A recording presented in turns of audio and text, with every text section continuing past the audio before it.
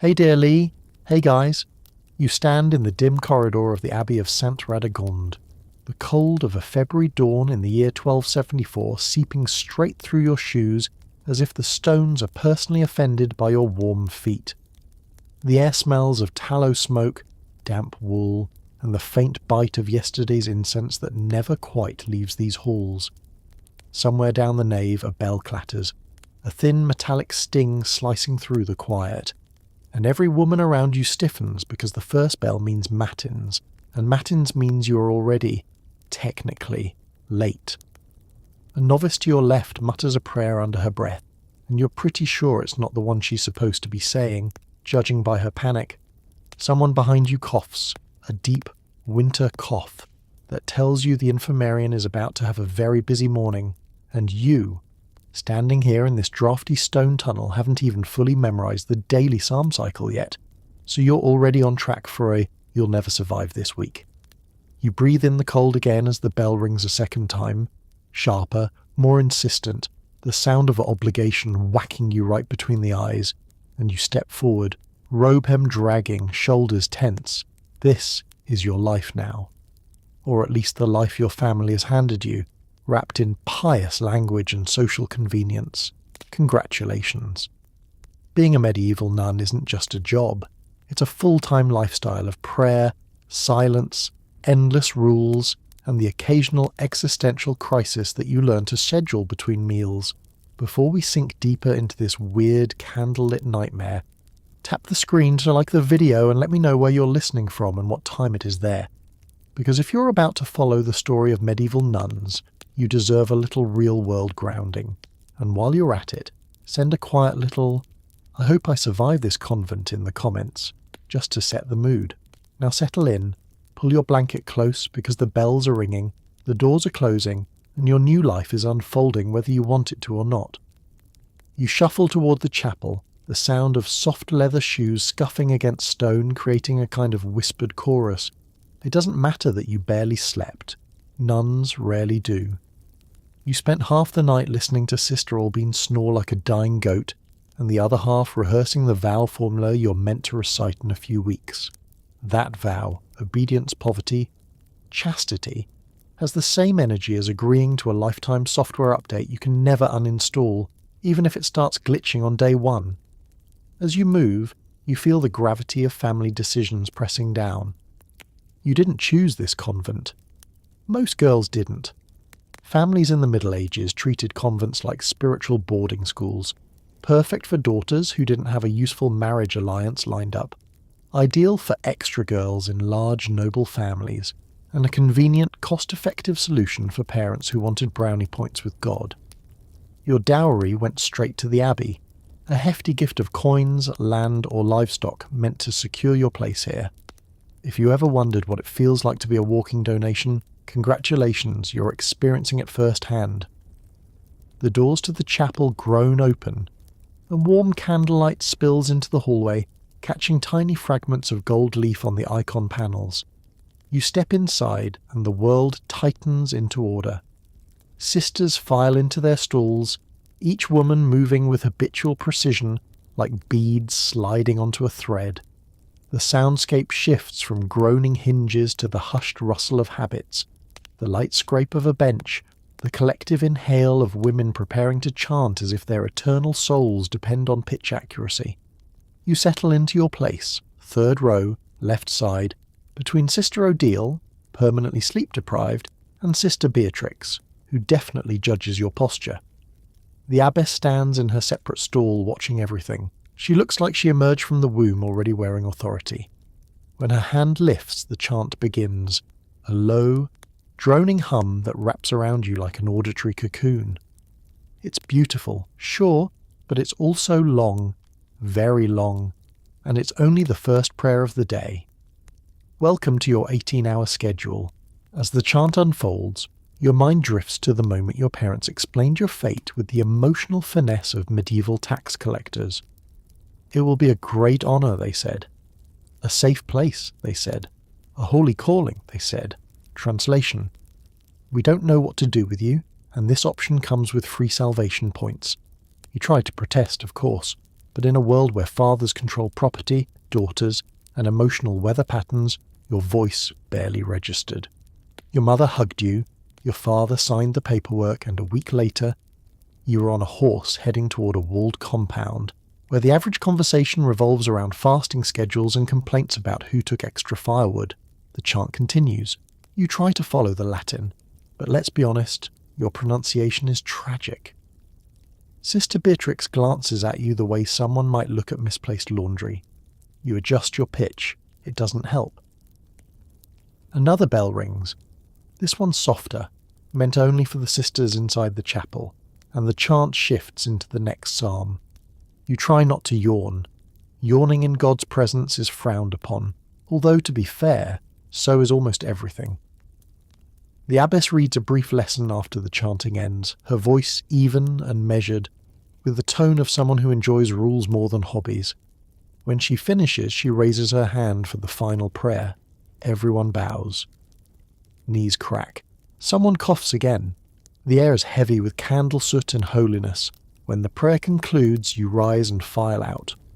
The hallway feels colder than before, as if the candles inside stole all the warmth. You're assigned to kitchen duty today, a surprise you learned last night when Sister Albine whispered, "Hope you like root vegetables." Great. Nothing says blessed life like peeling turnips in silence for 2 hours. You head toward the kitchen, passing a set of narrow windows showing the courtyard outside. Frost glitters across the grass, catching the faint light of early dawn. A few chickens cluck angrily at the cold, and you can't help but envy their freedom. At least chickens are allowed to wander around without memorizing psalms or worrying about committing mortal sins via incorrect bowing angles. Inside the kitchen, the heat hits you instantly. Cauldrons hiss over the fire, and the air smells like onions, damp wood, and the faint lingering aroma of last night's stew, which you suspect was 90% cabbage and 10% sadness. The kitchen mistress hands you a knife so dull it could double as a butter spreader. "Peel," she says. "That's it. No small talk, no encouragement. Just peel." You get to work, scraping at a pile of root vegetables while Sister Albine hums off-key beside you. She insists it's a devotional hymn. You're 90% sure it's a tavern song. As you peel, your thoughts wander again. You think about the other girls who entered with you, the ones who cried silently through their first night, clutching blankets like lifelines. You think about the novices who seem eager, the ones who genuinely long for spiritual purpose. You think about the women who spent decades here, losing track of time, their world shrinking to stone walls and ritual repetition until memories of life outside fade like chalk in rain. You also think about the weird little rules you've already learned, like the one forbidding laughter during meals, or the one about not speaking after Compline, or the rule that says you must sleep in a communal dormitory, because apparently nothing encourages holiness like listening to 30 women breathe in the dark while one of them whispers prayers in her sleep. When breakfast is served, bread that could double as a weapon, and a thin broth that tastes like disappointment, you eat in silence, eyes lowered, listening to the reader recite a moral treatise about resisting temptation. Fun, considering the broth is the most tempting thing in the room. After breakfast comes work assignments. You're exhausted, chilled, and already longing for the warm straw mattress waiting for you tonight. Though warm is generous, more like less icy than the floor. And yet, despite the burdens, the rules, the confinement, a strange rhythm is forming around you. A rhythm you didn't choose, but one you must learn to survive. Because in this place, survival means adaptation. It means surrendering to the schedule before the schedule crushes you. It means learning the abbess's expressions, memorizing the fastest path from kitchen to dormitory, and understanding that in this world, obedience is oxygen. You breathe out slowly. The day stretches before you like a long, unavoidable prayer, and you step into it because you must. You push open the heavy wooden door to the cloister walk, and the cold morning air greets you like a slap blessed by the bishop himself. The stone under your feet is still frosted, still slick from dawn dew, and as you step beneath the arched walkway, you feel the entire convent beginning its precise daily choreography. Not because anyone wants to, oh no, that would be too modern, but because every hour has already been mapped out for you centuries before your birth. You're not just living a routine, you're inheriting a medieval time management system enforced by God, tradition, and the abbess. And trust me, the last one is the scariest. The bell hasn't even finished echoing when you're already calculating the upcoming cycle. Prime, work, chapter, work, terce, work, mass, more work, and the looming marathon of prayers waiting at sunset. Your day is a liturgical Rubik's Cube, except you can't twist anything. The colours never change, and you definitely can't solve it. You just live it, one prescribed hour at a time. You join the procession moving across the cloister, hands folded, trying to look serene instead of overwhelmed. Silence reigns, and in a medieval convent, silence is not just recommended, it's aggressively mandatory. Most orders kept what amounted to verbal minimalism as a lifestyle. Want to express frustration? Can't. Want to ask Sister Odile why she keeps stealing extra wool for her blanket? Write it on a slate. Hope she reads your passive-aggressive scribble and prepare for disappointment. Want to scream into the void? Great idea. Do it internally. You keep walking, and the rhythm of feet on stone becomes a kind of heartbeat for the community. Everyone moves in near lockstep, trained by strict rules and the sheer fear of being called out during chapter, where public correction is basically medieval HR. You've seen it already. Someone mispronounces a psalm, and boom, she's standing in the centre of the room while the entire community stares with the flavour of judgment only women who haven't slept well in 20 years can give. As you enter the chapter house, you can feel the tension tighten. The room is round, the benches arranged so that everyone faces everyone else, perfect for communal accountability and spiritual peer pressure. You take your place. The abbess sits beneath a small carved cross, hands folded, expression unreadable. Her stare is the kind of stare that can detect sin across a continent. You sit up straighter. The lector begins reading the rule for the day. Today's passage concerns the avoidance of idle thoughts, which is unfortunate because you've been having nothing but idle thoughts since breakfast. You try to focus. You fail. Your brain, desperately seeking enrichment, begins listing everything you still don't understand. How to keep your scapula from tangling, why the bells sound slightly different depending on who rings them, whether Sister Beatrix secretly hates you, and what exactly avoid idle thoughts means when your entire day is structured to keep your mind from wandering but somehow encourages it anyway. After the reading, the abbess clears her throat, and the sound slices straight through the silence. She asks if anyone has faults to confess. A few sisters stand to admit minor slip-ups, nodding off during matins, forgetting a line of scripture, misplacing a piece of borrowed thread. It's all minor, but the ritual is essential. The medieval convent thrives on routine confession, tiny, constant acknowledgements that you're never fully in control of yourself. Then it happens. Sister Albine rises. You freeze. This is the woman who hummed a tavern tune in the kitchen yesterday, and you're 100% sure she's not about to confess that. Instead, she reports that you were yawning during matins. Your soul leaves your body. The abbess turns her head slowly, like an owl deciding whether to eat a mouse. You lower your eyes, heat creeping up the back of your neck. You mumble a confession, promising to strive for greater vigilance in prayer. The abbess nods, but her expression reads, "I will remember this." Sister Albine sits down with the satisfaction of a cat who just knocked over a candle. The moment passes, but the message is clear. Privacy is a modern luxury, and here your errors are community property. After chapter, the sisters disperse for work duty.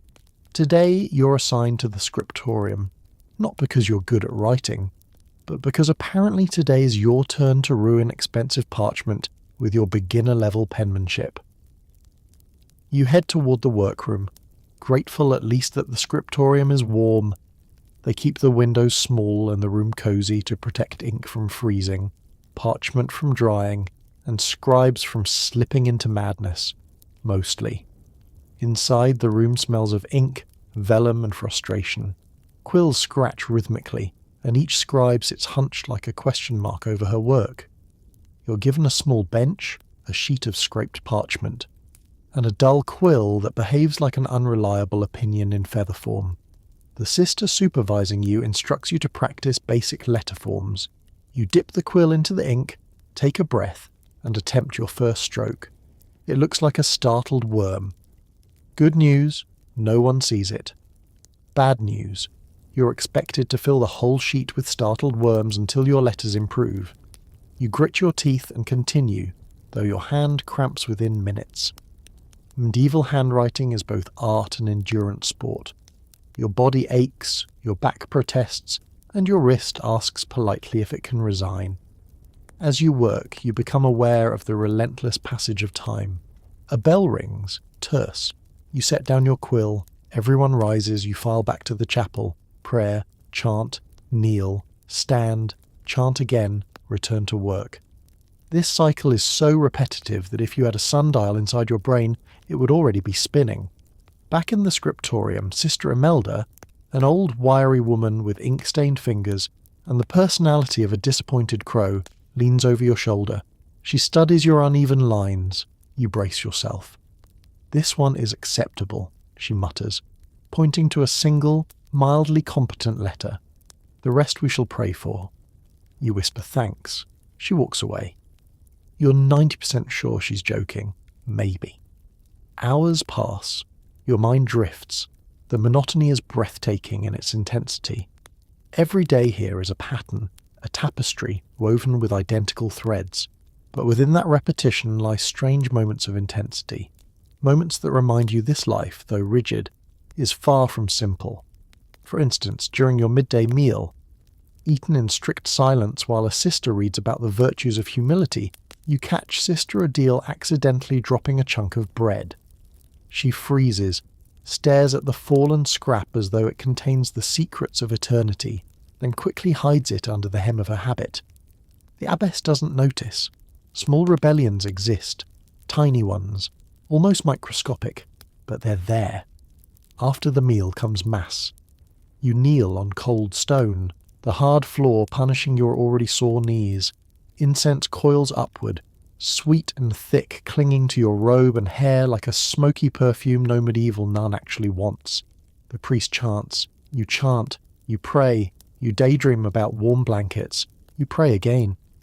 By the time the afternoon work period begins, your energy feels like a medieval candle, already half melted, badly shaped, and probably made from cheap tallow.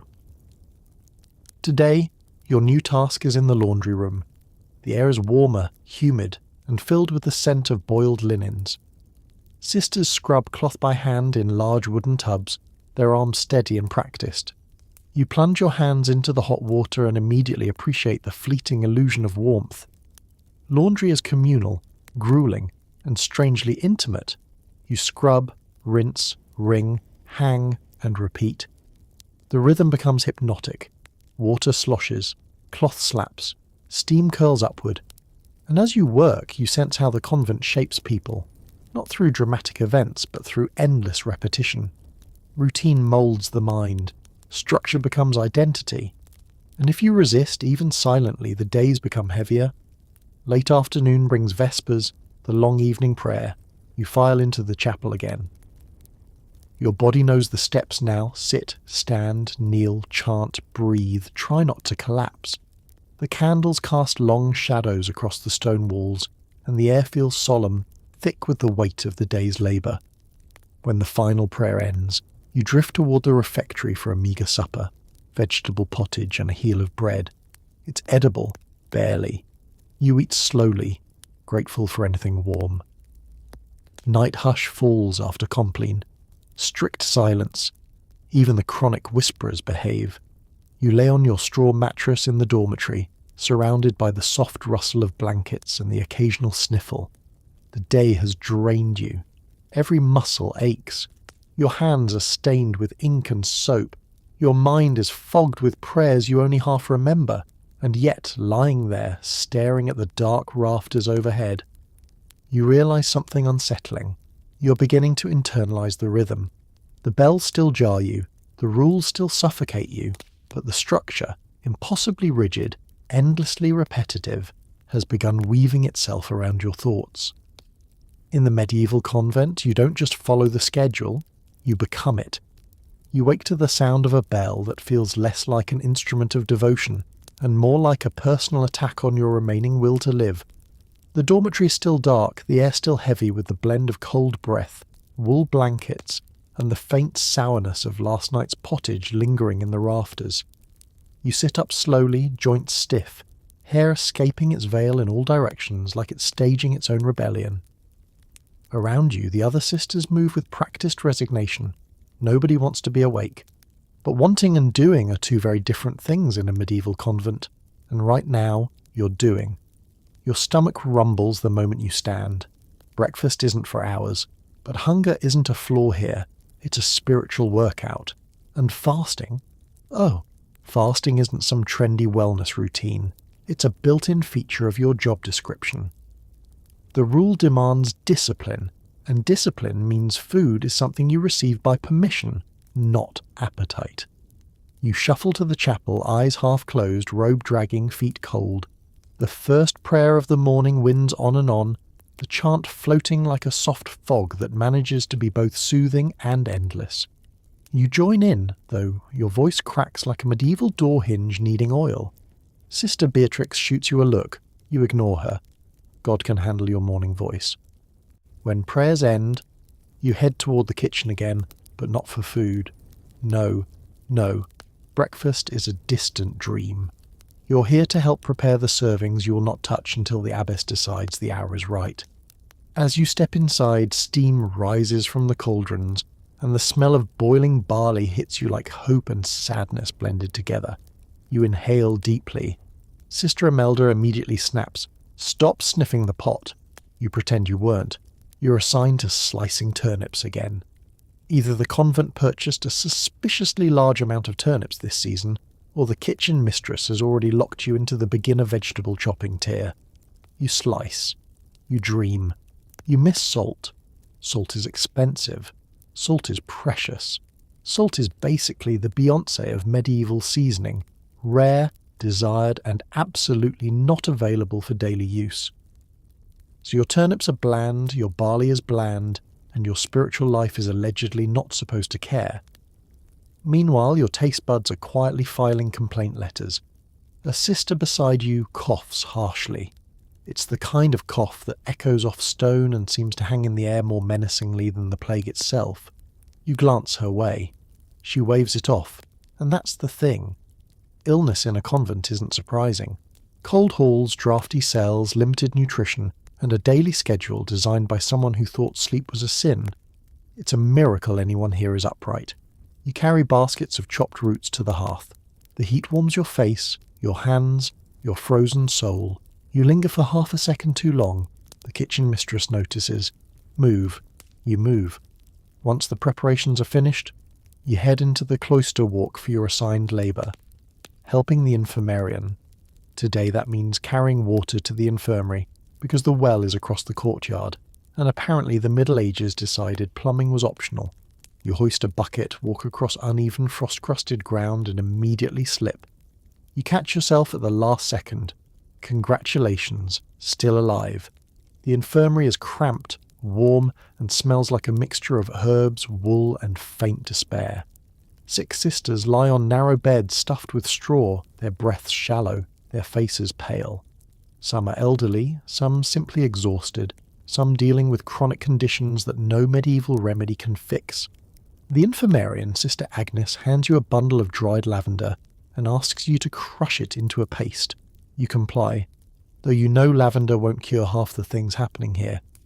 But it brings comfort, and sometimes comfort is all a medieval nun gets. As you work, you reflect on the food situation again. It's not just the blandness, it's the scarcity. Convents rely on tithes, gardens, animals, and sometimes donations to keep everyone fed. If the harvest is bad, everyone prays harder. If winter drags on, everyone fasts harder. And fasting, real fasting, can be brutal. Some days the meals are so small you wonder if you're meant to survive on holiness alone. You're pretty sure holiness burns fewer calories than hauling buckets of water, but you doubt the rule cares about your metabolic concerns. By midday your head aches, your stomach growls, and your hands smell like lavender with a twist of medieval misery. The bell rings, finally, calling everyone to the refectory. You sit in your assigned spot and the reader begins reciting a text about resisting bodily temptations. This includes hunger. You silently glare at the bread crust in front of you. The bread, for its part, silently cracks in half. It's that stale. You eat what you can. A spoon of pottage, a sip of thin ale, a bite of cold bread. You chew slowly, partially because you're trying to savour the flavours and partially because the bread might break your teeth if you rush it. A sister coughs again. A novice sighs. You listen to the reader drone about sin, virtue, humility. You pretend you're listening. You're not listening. After the meal, you're sent to help in the garden. Winter has stripped it down to brittle stems, frostbitten soil, and the stubborn smell of dead herbs. You clear debris, tug up roots, and prepare beds for spring. The cold bites your fingers. A raven watches from the wall, judging your gardening technique. You briefly consider asking the raven to trade lives with you. The raven declines. Then comes another prayer hour. You trudge back to the chapel, your second home, your shadow home, the place where your hunger meets your weariness and both bow in unison, because that's the only acceptable posture. Your voice cracks again. Sister Beatrix judges again. The abbess ignores everyone. The afternoon brings you back to the infirmary, where Sister Agnes teaches you how to mix a simple cough remedy. Honey, thyme, warm water, and enough hope to fill in the gaps where medicine fails. You carry cups to the sick sisters. They give tired smiles, grateful for anything warm. You sit beside one older woman for a moment while she drinks. Her hands tremble. She whispers a blessing on you. It's so soft you almost miss it. The next bell rings, always ringing, always calling, always reminding you that time is not yours, energy is not yours, appetite is not yours. Everything is regulated. Supper is even smaller than lunch. Silence heavier, the air dimmer, the cold stronger. After Compline, you collapse onto your mattress, exhausted. Your stomach aches from lack of food. Your hands ache from work. Your throat aches from chanting. Your back aches from everything. You lie on your side and stare at the ceiling beams where shadows flicker from someone's candle stub. And in the quiet darkness, you realise something sharply, coldly true. Being a medieval nun isn't just about living in deprivation. It's about learning to exist inside a structure that does not bend, no matter how hungry, how tired, or how human you are. And tomorrow, the schedule repeats. Exactly the same. Exactly as expected. Exactly as unyielding as the stone walls around you. You wake before the bell this time, an unsettling achievement, considering you'd gladly sleep for 14 hours if the abbess allowed it. But something about the silence feels different this morning. Heavier, more absolute. It's the kind of quiet that presses on your chest, reminding you that in this place, walls aren't just walls. They're boundaries, rules, cages carved from stone. You rise slowly, rubbing warmth into your arms as you look around the dormitory. Everyone else still sleeps, or at least pretends to. You lie back for one stolen moment and stare upward at the beams, reminding yourself of the truth. You can't leave, not freely, not without permission. The enclosure rule is one of the convent's sharpest edges. The bell rings. The world stirs. The sisters rise like a tide of wool and whispered breath. You join the flow toward the chapel, feeling the cold stone beneath your feet and the reminder in every step. This walkway, this chapel, this courtyard, they're your universe now. The outside world, with its markets, streets, forests, festivals, families, and unpredictable chaos, has been sealed away. Once you entered these walls, you didn't just join a community. You surrendered your freedom to an invisible perimeter enforced by God, the abbess, and a series of rules so elaborate they could double as medieval escape room instructions. You chant your morning psalms, you kneel, you rise. You try to keep your robe from dragging, but halfway through a hymn, you catch yourself glancing toward the chapel door, not because you want to run exactly, but because it's the only door in this entire place that leads outward, and it is locked, always locked. Only the abbess has the key, and even she doesn't use it often. After prayers, the community moves into the cloister walk again. You walk past the iron grate embedded in the parlour wall, the only sanctioned place where the sisters may meet with outsiders. Meet is generous. You don't really meet them. You speak through a grid of metal bars thin enough to let voices through, but thick enough to ensure no human contact, no exchange of contraband, no passing of letters unless the abbess reads them first. Privacy died long before you arrived here. You pause as you walk by the grate, and Sister Agnes gently elbows you. It's a reminder, keep moving. You aren't supposed to stare at the outside interface like it's a portal to freedom, even though that's exactly what it feels like. The grate is symbolic, intimidating, and maddeningly final. This is the world's only acceptable doorway into your life now. You continue walking when suddenly a small group of laywomen appears in the outer hall, escorted by a porter. They come seeking blessings, prayers, or perhaps advice. You see their silhouettes through the grate. They wear colours you haven't seen in months. Their hair isn't veiled. Their faces aren't shadowed by low candlelight. They look like real people with real lives and real choices. You want to speak. You want to say something normal, something human. But the abbess steps forward, her voice soft yet unshakable, delivering the community's greeting. The visitors bow. The sisters remain behind the bars, distant spectators. After a short exchange, the porter ushers the women out, and the corridor empties. Silence floods back in. You breathe out, slow and frustrated. It feels like you've glimpsed a forbidden world for 3 seconds, and then had the shutters slammed shut. The bell rings again. Work hours begin. Your task today is sweeping the cloister walk, an easy enough assignment, except for the fact that sweeping in silence while surrounded by stone walls you cannot exit is basically medieval mindfulness training with a side of existential dread. You move the broom across the floor, listening to the soft scrape of bristles. It becomes almost hypnotic. For a moment you imagine sweeping a path right through the wall itself, carving a tunnel from sheer determination. But the stone doesn't budge. The wall isn't here to be moved. It's here to contain you. Sister Odile passes you, carrying a basket of laundry. She gives you a sympathetic glance. She's been here long enough to understand the psychological weight of enclosure. She once whispered to you that during her first year, she dreamed constantly of fields and open skies. Every morning she woke crying, unable to bear the feeling of being hemmed in. But eventually, she told you, your dreams shrink to the size of your world. You're not sure if that's comforting or horrifying. Later, you're sent to the storeroom to help take inventory. Dried beans, wax, coarse cloth, rope, tools. While stacking jars, you notice a tiny window near the ceiling. Its glass clouded. Its opening too narrow for even a child to squeeze through. Still, light spills in, weak but real. You stretch on your toes, peering through it.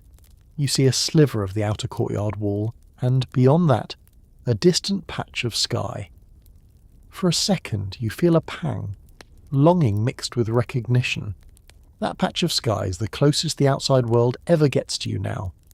You return to work, but the image lingers in your mind like an ache. By midday, you help in the parlour again. A merchant has arrived with supplies. He waits outside the grate while the cellarist takes notes on what the convent needs. You watch the exchange closely. He seems curious about the sisters who remain behind the metal barrier, though polite enough not to ask questions. His eyes flicker toward you once. You glance down. Direct eye contact with men isn't forbidden.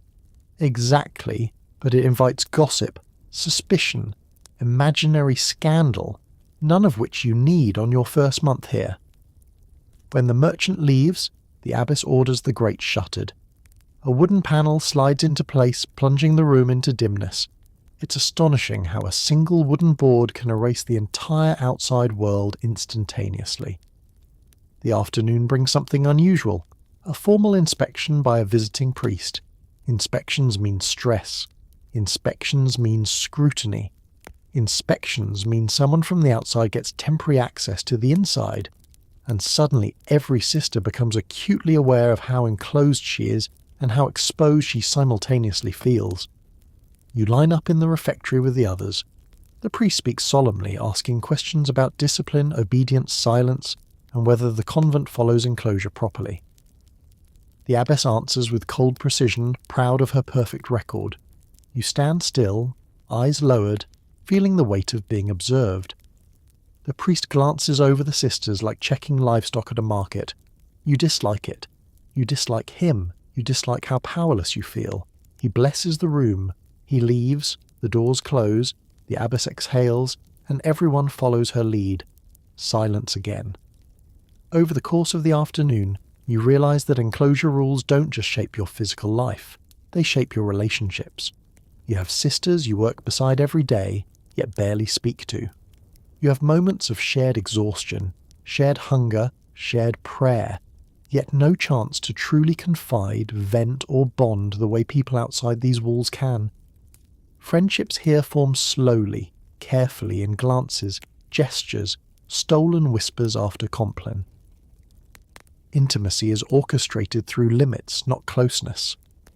Later, while drawing water from the well, you overhear two novices whispering about someone who once tried to leave. A girl who scaled a garden wall, made it to a nearby road, and was dragged back by village men before she'd run 30 steps. The abbess disciplined her harshly, and after that, the wall was raised higher. You shiver. Whether the story is true or exaggerated, it has the intended effect. Freedom is not an option. After sunset, you participate in yet another round of chanting. Your voice is tired, your feet hurt, your brain feels wrapped in wool. But something strange happens near the end. A tiny draught of night air sneaks through a crack near the choir stalls. It smells of pine, of winter, of something beyond these walls. It smells like a world that used to be yours. You close your eyes for a moment, savouring the faint breeze. Then the chant ends, and the moment is gone. Night comes. You return to the dormitory. You lie down, exhausted. Sister Albine whispers a prayer in her sleep again. Sister Odile snores lightly. A candle flickers out. Darkness descends. You breathe deeply, letting the silence settle over you. Enclosure isn't just a rule. It's a constant companion, a shadow that follows your every step. And even though your world has shrunk to stone walls and candlelit corridors, your mind, at least for now, still remembers what exists beyond them. The question is whether it always will. You wake to the sound of footsteps in the dormitory long before the bell rings. Urgent steps, not the usual sleepy shuffle. Someone whispers sharply, someone else gasps, and before you even sit up, you already know something unpleasant is about to happen. Nothing good ever starts with whispered panic at dawn in a medieval convent. You pull your blanket away and rise, heart thudding, squinting through the dimness as Sister Imelda hurries past with her jaw clenched so tight it could crack stone. The bell rings late. That alone is terrifying. Bells never ring late. They rule this place with military punctuality. So when the delay comes, it feels like the entire schedule has been struck by lightning. The sisters line up, anxious, their veils slightly crooked from rushing. Silence trembles in the cold air. You shuffle toward the chapel, but the abbess is already waiting in the cloister walk, arms folded, face carved from granite. Her expression is the kind that makes your soul want to crawl under a table and hide. She announces in a low voice that a violation occurred during the night. A serious one. A penance will be required. Every stomach drops simultaneously, like a synchronized spiritual workout. You follow the procession into the chapel. The candles burn low. Shadows cling to the pillars. The air feels heavier than usual, like it's holding its breath. You kneel, bow your head, and try to figure out who did what. But the truth is, anything qualifies as serious here. Someone whispered after compline. Someone ate an extra heel of bread. Someone drifted off during prayer. Someone breathed incorrectly while standing near the abbess. In a medieval convent, sin is a wide category, and the abbess is its enthusiastic organizer. The prayers begin. The chanting is slower, more strained. Every sister appears hyper-focused, as if trying to push the collective guilt into the rafters. Your voice wavers, not from fear, no, you're used to routine fear, but from the tension of waiting. Because the real problem isn't knowing who messed up, it's knowing that everyone might pay for it. When prayers end, the abbess steps forward, gaze sweeping across the sisters like a cold gust. She announces that a breach of silence was witnessed by 2 senior sisters. Someone whispered in the dormitory long after Compline ended, "Communication after nightfall is strictly forbidden. No questions, no excuses, no exceptions. Your throat tightens. You didn't whisper last night. At least you think you didn't." But in the medieval convent, guilt floats around freely, attaching itself to anyone not fast or clever enough to duck. The abbess calls for the guilty sister to step forward. Silence. Long silence. Unbearably long silence. Sister Beatrix, the living embodiment of "I notice everything," glances suspiciously at you. You resist the urge to hiss back, "I was asleep, woman." Instead, you stare at your feet and pray someone else steps up. Finally, a small figure moves. Sister Helena, a timid novice with a voice soft as moth wings. She admits she whispered a night prayer because she couldn't sleep. The abbess's face hardens because a prayer is still speech, and obedience is greater than spontaneous devotion. You almost pity Helena. Almost, but you're too relieved that it's not you. Helena is assigned a public penance, kneeling on the chapel's cold stone floor through the next prayer hour. You wince. The floor is freezing even through heavy habits. After the announcement, the abbess reinforces the rules: silence, discipline, absolute compliance. Her voice drips with expectation sharp enough to draw blood. Then she makes things worse. She declares that to reinforce obedience, the entire community will fast until sunset. You swallow hard. Your stomach groans in protest. Yesterday's meals were already small, and now the hours ahead stretched like a desert with a bell schedule. Leaving the chapel, you feel the shift in atmosphere. Hunger amplifies tension. Silence becomes jagged. Every sister walks carefully as though the air might shatter. You're assigned to help in the refectory, cleaning benches instead of eating at them. You scrub wooden surfaces worn smooth by decades of elbows, bowls, and the occasional frustrated forehead. As you work, Sister Odile mutters, very quietly, that this kind of communal punishment isn't unusual. "Harsh discipline keeps the rule intact," she says. "It's meant to shape us." You nod, though you privately wonder whether discipline is shaping you or slowly sanding down your personality. Probably both. By midday, the hunger is sharp, almost personal. You carry water to the kitchen, the smell of warm barley broth taunting you until you consider repenting for a sin you haven't even committed yet.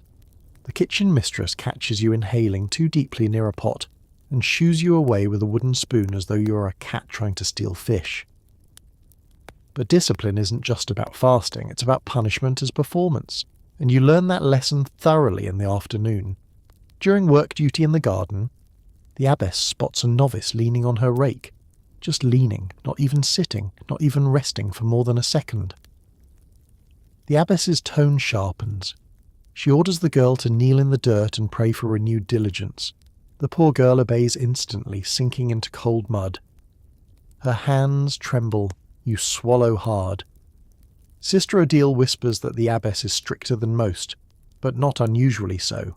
Some convents employ even harsher measures: whippings, cold baths, enforced outdoor vigils, sleep deprivation as penance, locking disobedient sisters in isolation cells. You stare at the muddy ground. Suddenly you're grateful for your chores. When the bell rings for none, you return to the chapel. Helena kneels in the centre, her posture stiff, her face pale, her hands folded tightly. You feel a pang of sympathy. The chanting begins, echoing around her like judgment woven into melody. You close your eyes and try to focus, but your stomach growls loudly enough that Sister Beatrix shoots you another look, as though you planned the noise. After the prayer, Helena is dismissed from the floor, her legs shaking.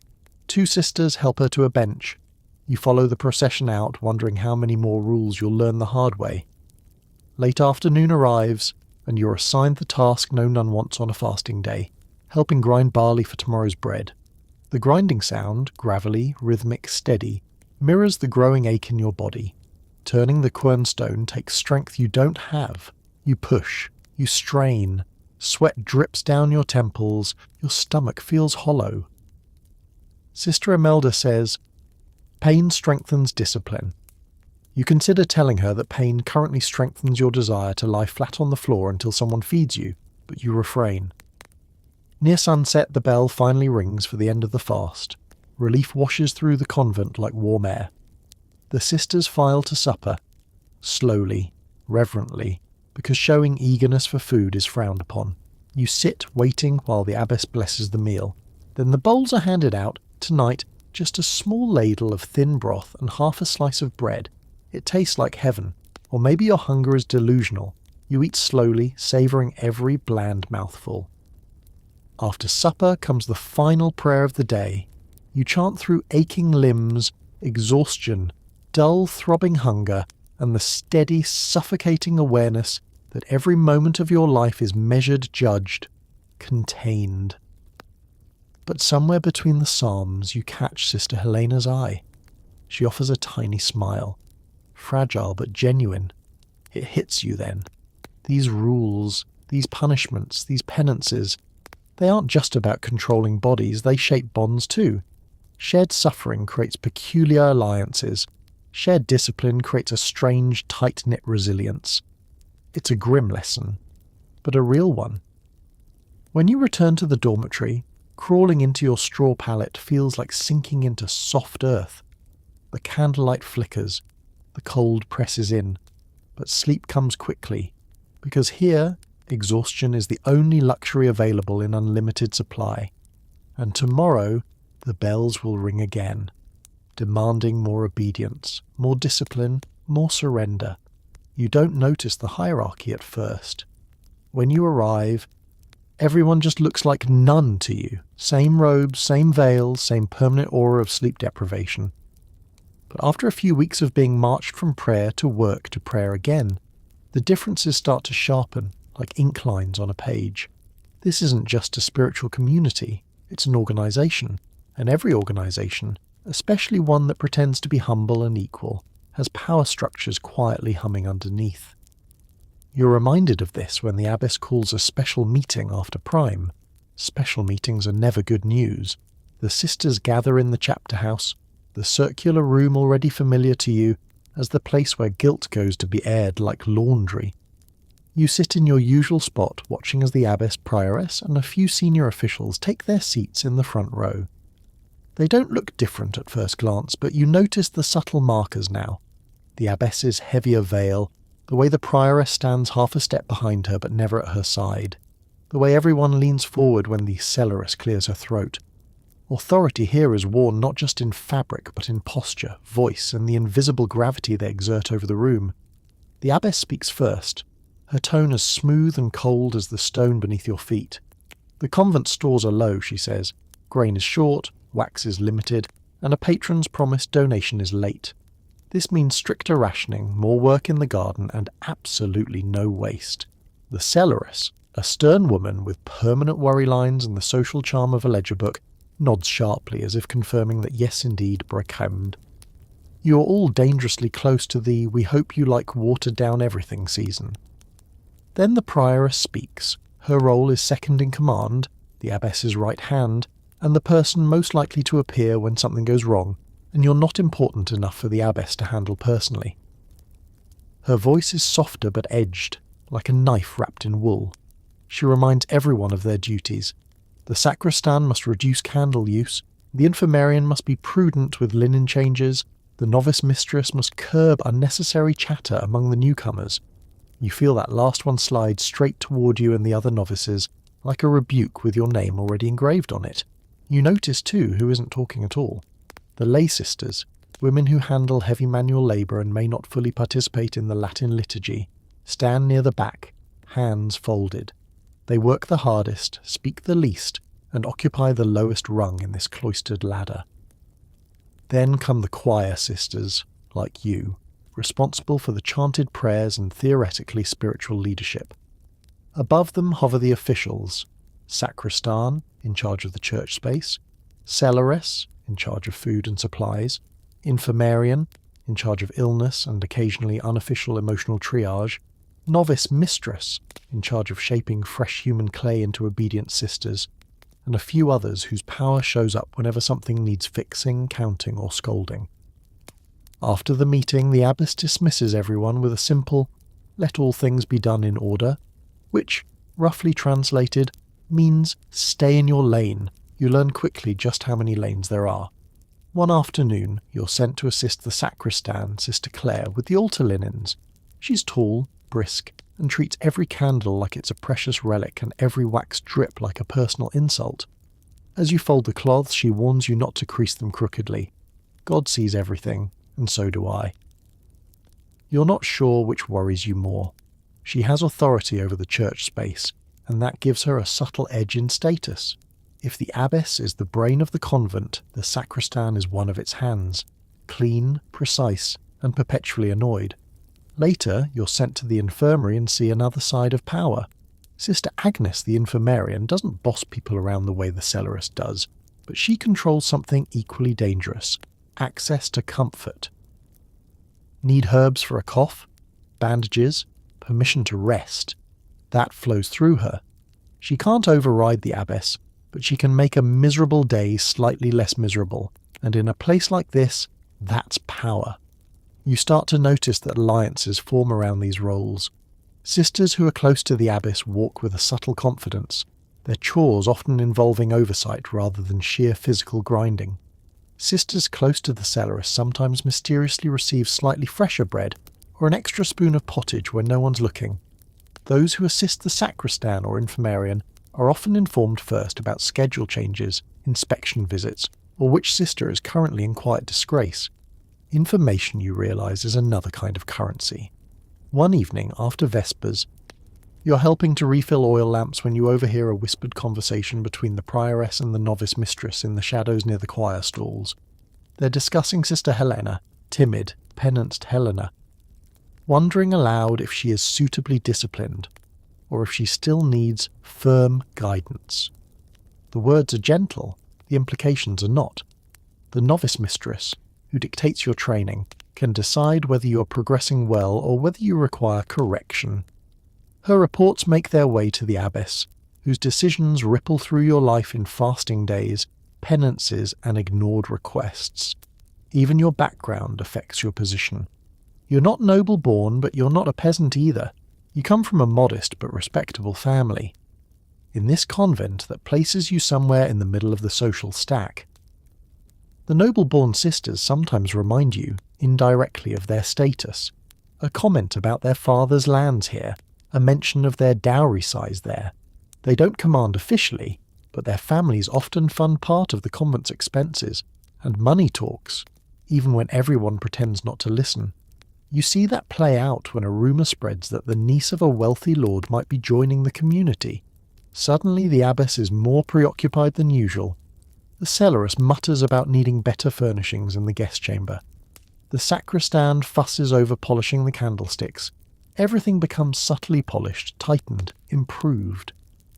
When the girl arrives for a visit, the atmosphere shifts. The abbess is kinder, the prioress gentler, the novice mistress strangely patient. The girl is greeted like a small, fragile relic of gold. You and the other novices watch from a not-so-respectful distance, and silently agree that wealth apparently comes with invisible padding. But power doesn't just move from top to bottom. It ripples sideways too.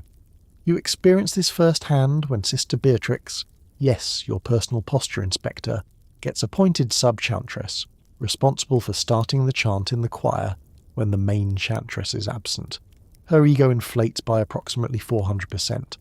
One morning she corrects your pitch with the satisfied severity of someone who's been training her whole life for this mildly important job. You bite back a retort. In a world where titles are few and honour is scarce, any official role becomes a throne, however small. There are tensions, of course. One evening, during a rare moment in the warming room, you overhear a quiet argument between the cellaress and the infirmarian. The cellaress complains that too many linens are getting soiled and washed, draining resources. The infirmarian snaps back that sick bodies do not obey schedules or inventories. Their voices stay low, but the edge is unmistakable. The abbess eventually intervenes, calm, controlled, reminding them that charity and prudence must walk together. But the irritation lingers. You see it later in the way the cellarist shortens a laundry allotment, the way the infirmarian sighs heavily while patching worn sheets, and then there's the political theatre of elections. Not every abbess rules forever. When one dies, or rarely resigns, the convent holds an election. You haven't seen one yet, but the older sisters whisper stories. Before an election, factions quietly form. One group favours a strict disciplinarian, another prefers someone more lenient, another prioritises connections to powerful patrons. Discussions happen behind veils, in corners, under the guise of spiritual discernment. Vows of obedience don't cancel human nature, they just force it to operate with more subtlety. Once, while helping Sister Odile sort wool in the storeroom, she tells you about an older election.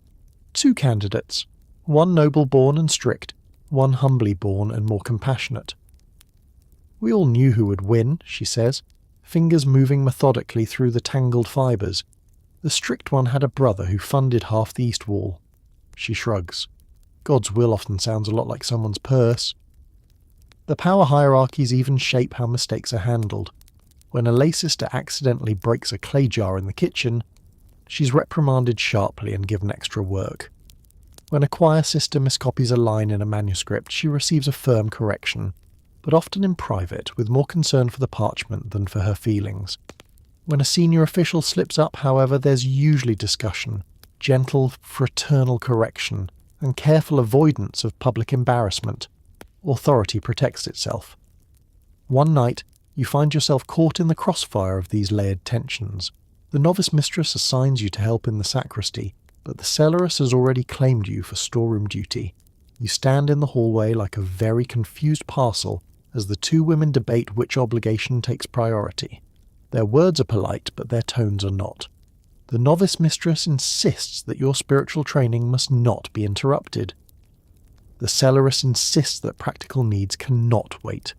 You try to shrink into your habit. Eventually the prioress appears, drawn by the quiet storm. She listens, weighs the arguments, and sides, gracefully, with the cellarist. The rule calls us to labour as well as prayer, she says, along with a pointed glance that suggests the novice mistress might be overscheduling your formation hours. The novice mistress tightens her jaw. The cellarist nods, victorious.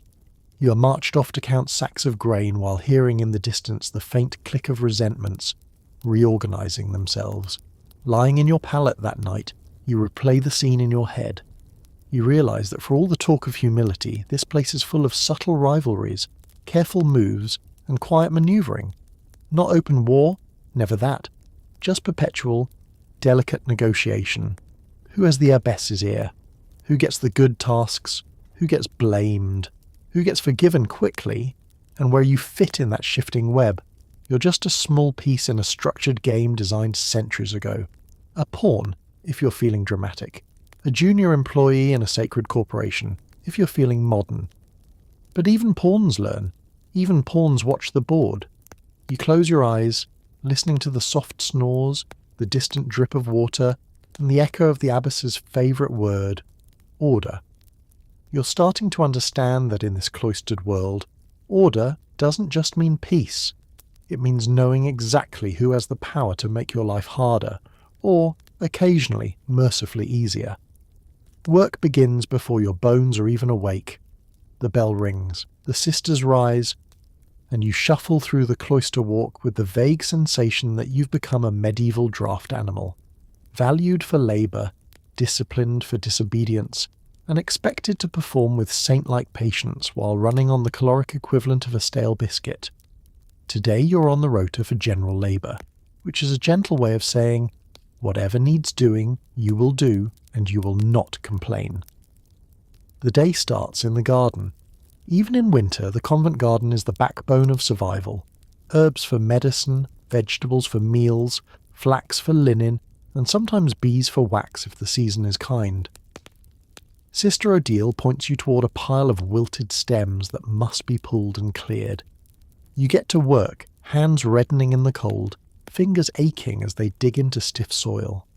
The sun climbs grudgingly over the horizon, offering light but absolutely no warmth. Your breath fogs in front of you as you uproot stubborn roots with the determination of someone who would really like lunch to exist later. The garden isn't glamorous. It's stooping, tugging, hauling, sweating, except you're freezing instead. Your shoes soak through with frost melt. Your sleeves get muddy. You almost fall into a patch of half-rotten cabbages, saved only by Sister Beatrix's disapproving cough behind you. "Balance," she mutters. You resist the urge to toss a cabbage at her. After an hour, the abbess assigns you another task, spinning wool. This is not a punishment, but it feels like spiritual endurance training.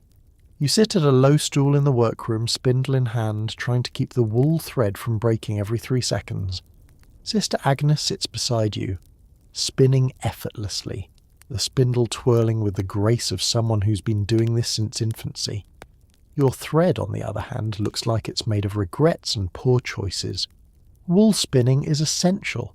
Habits, blankets, socks, cloaks, cords, even certain altar cloths depend on it.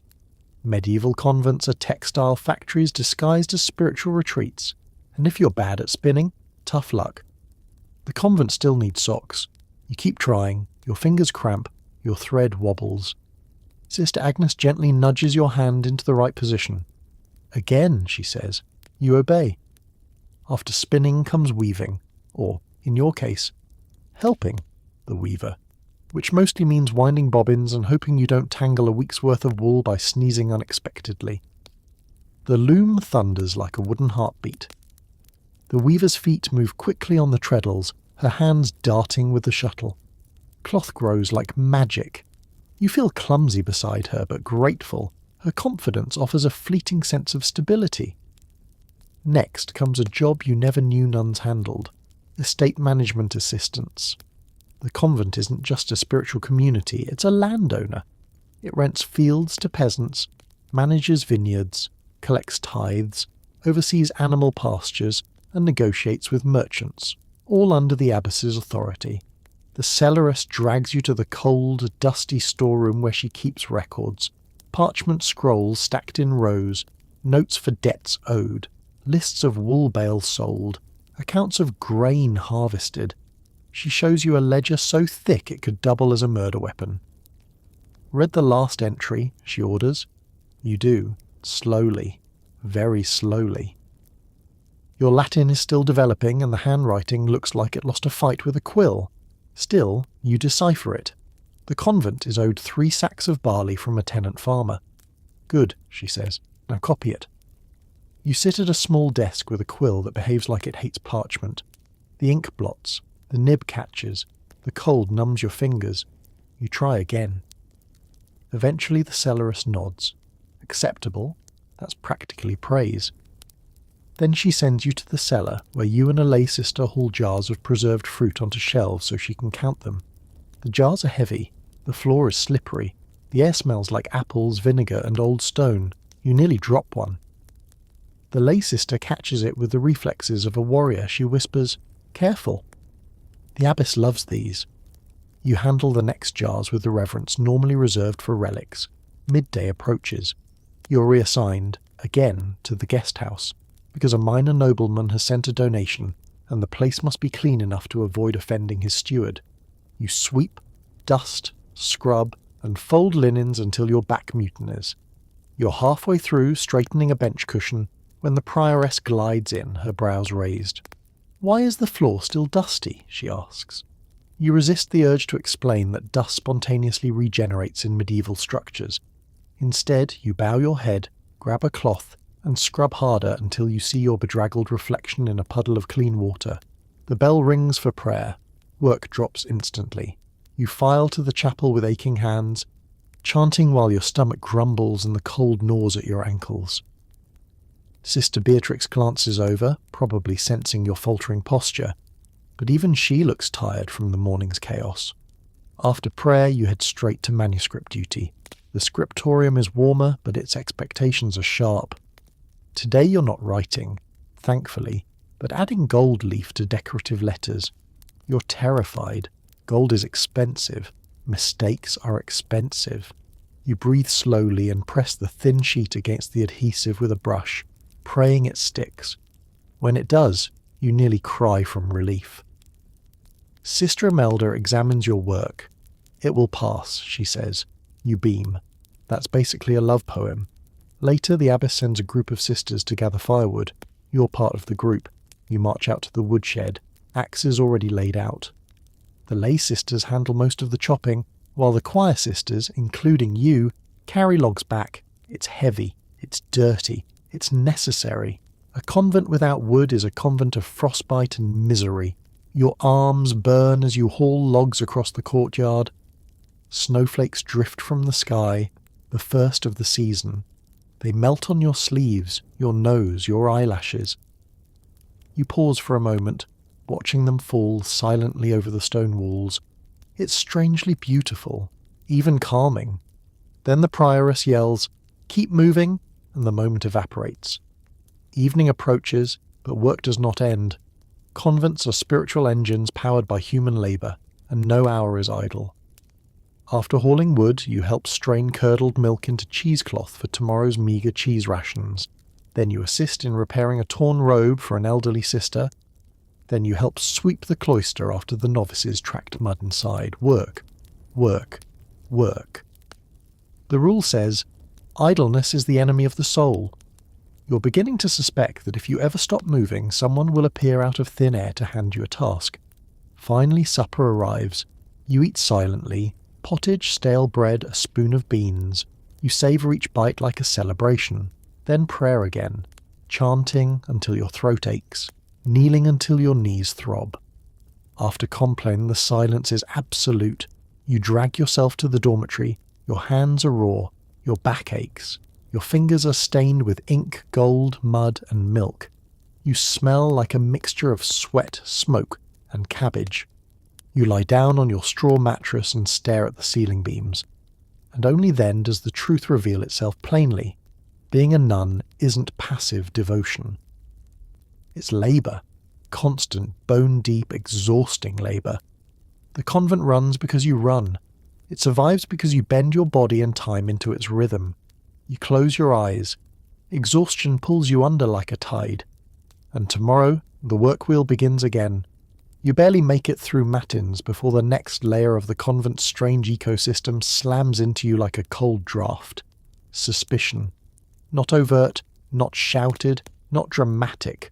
No, the medieval convent prefers its anxieties subtle, whispered, woven quietly into daily behaviour like a thread you don't notice until it tightens around your wrist. And today, it tightens fast. It starts with a rumour. Not the juicy kind. Nothing fun like there's treasure buried under the nave, or Sister Agnes once wrestled a goose and lost. No, this rumour is the kind that drains colour from cheeks and stiffens backbones. A visiting priest supposedly heard improper laughter in the cloister walk last night. After compline. After silence. After the point where even sneezing feels like a potential sin. Laughter. After dark. Unsupervised. This, in the Middle Ages, does not register as innocent joy. Oh no. This registers as something must be morally wrong with someone in this building. The abbess makes an announcement at prime. We must guard our purity from corruption. Her tone is heavy enough that even the stone pillars flinch. She doesn't accuse anyone by name. That's not her style. But the implication spreads through the sisters like smoke. Someone has slipped. Someone has dishonoured the rule. And if laughter is suspicious, then everything becomes suspicious. Suddenly silence has teeth. By the time you reach the breakfast table, you can feel the tension. Sisters sit straighter, eyes lowered, breaths quiet. The reader recites a sermon about resisting temptation. Meanwhile, the pottage tastes like boiled guilt and thickened nerves. You spoon it mechanically, wondering who could have laughed, or if anyone laughed at all.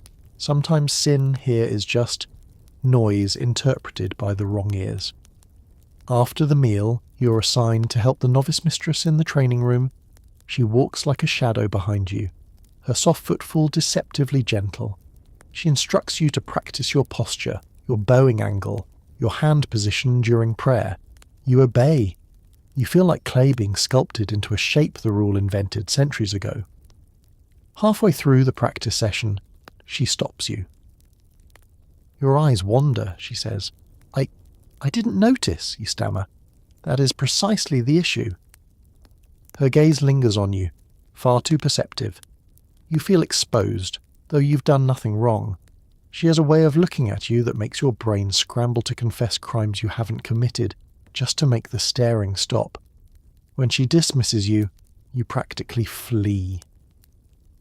Outside, in the cloister walk, the air buzzes, not with sound, no one dares speak, but with a strange, electric awareness.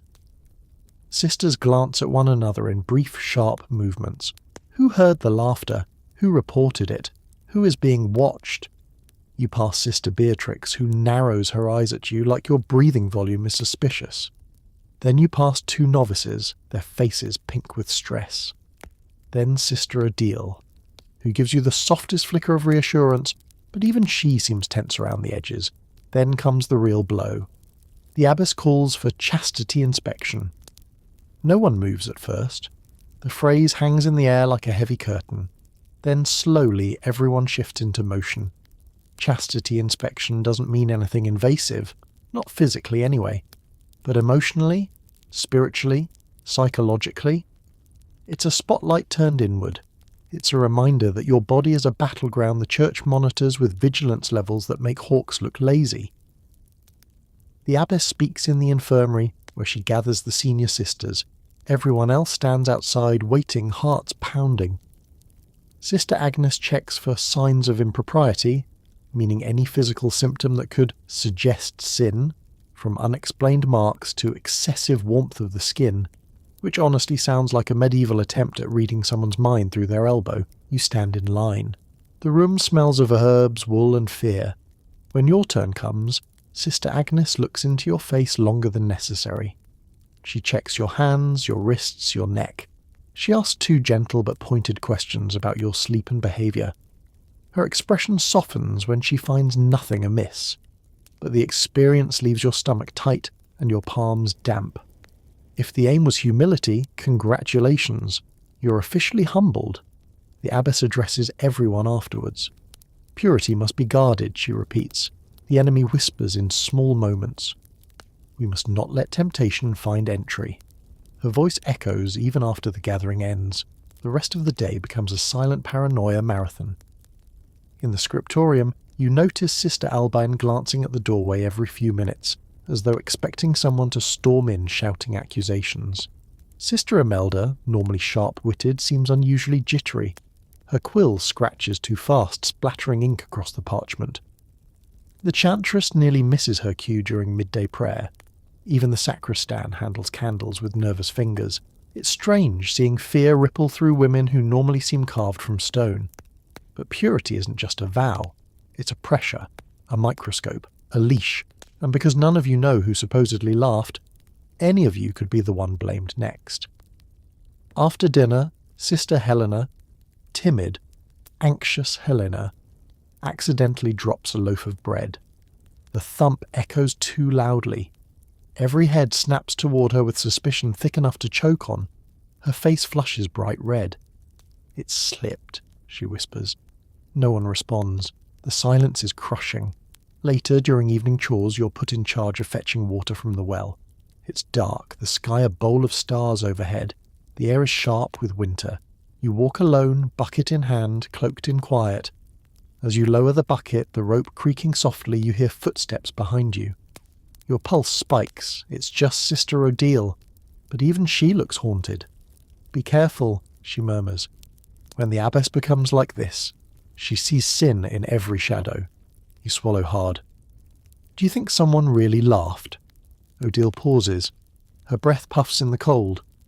I think someone misheard something, she says, and suspicion filled in the rest. You nod, understanding too well. Back inside, the abbess makes one final announcement at Compline.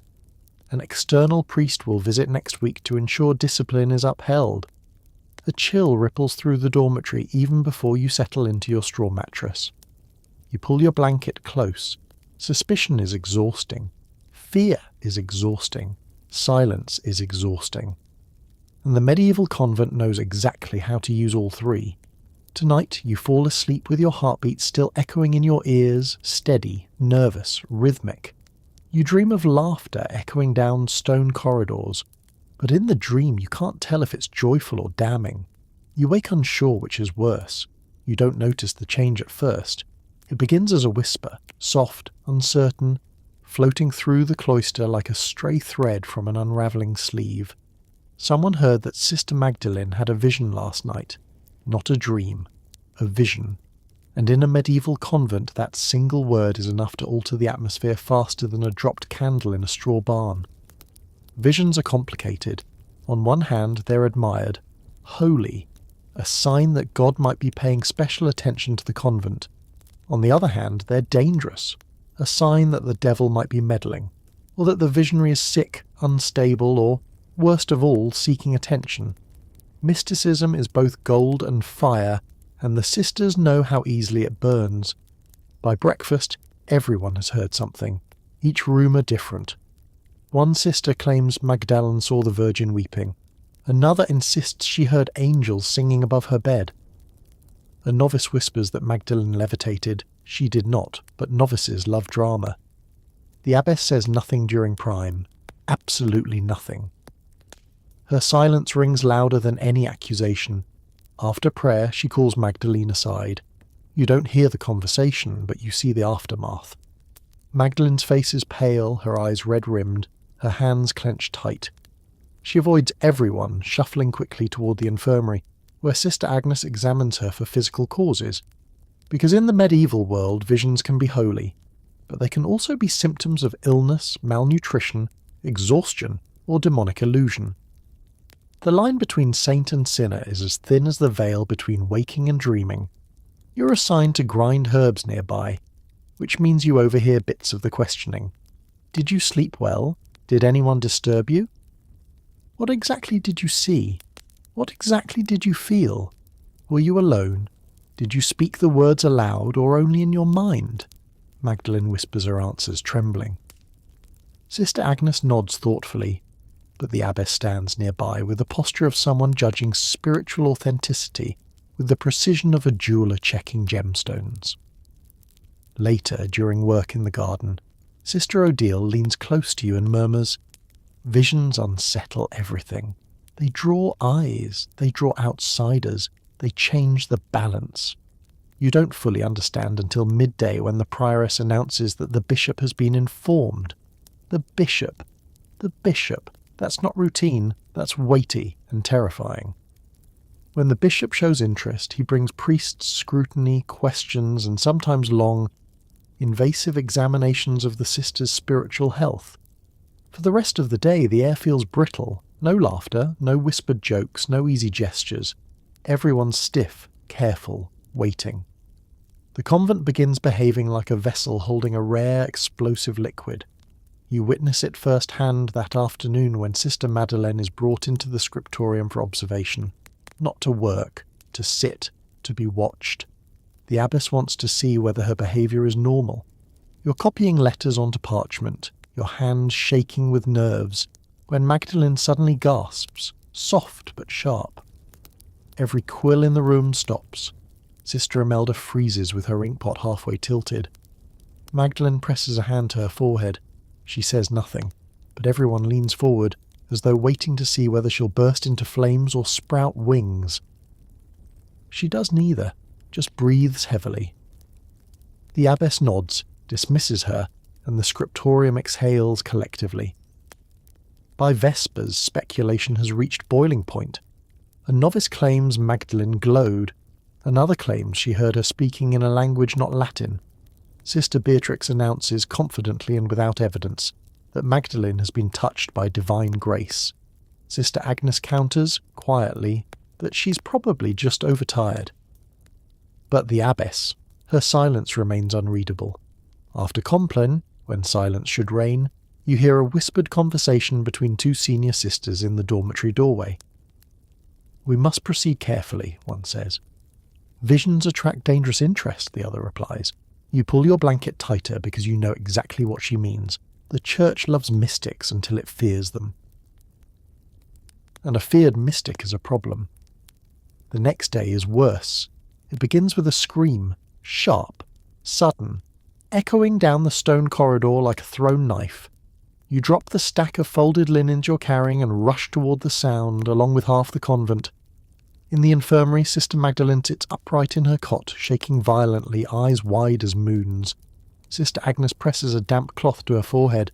The abbess stands near the door, her face stiff, her voice low and commanding as she asks what happened.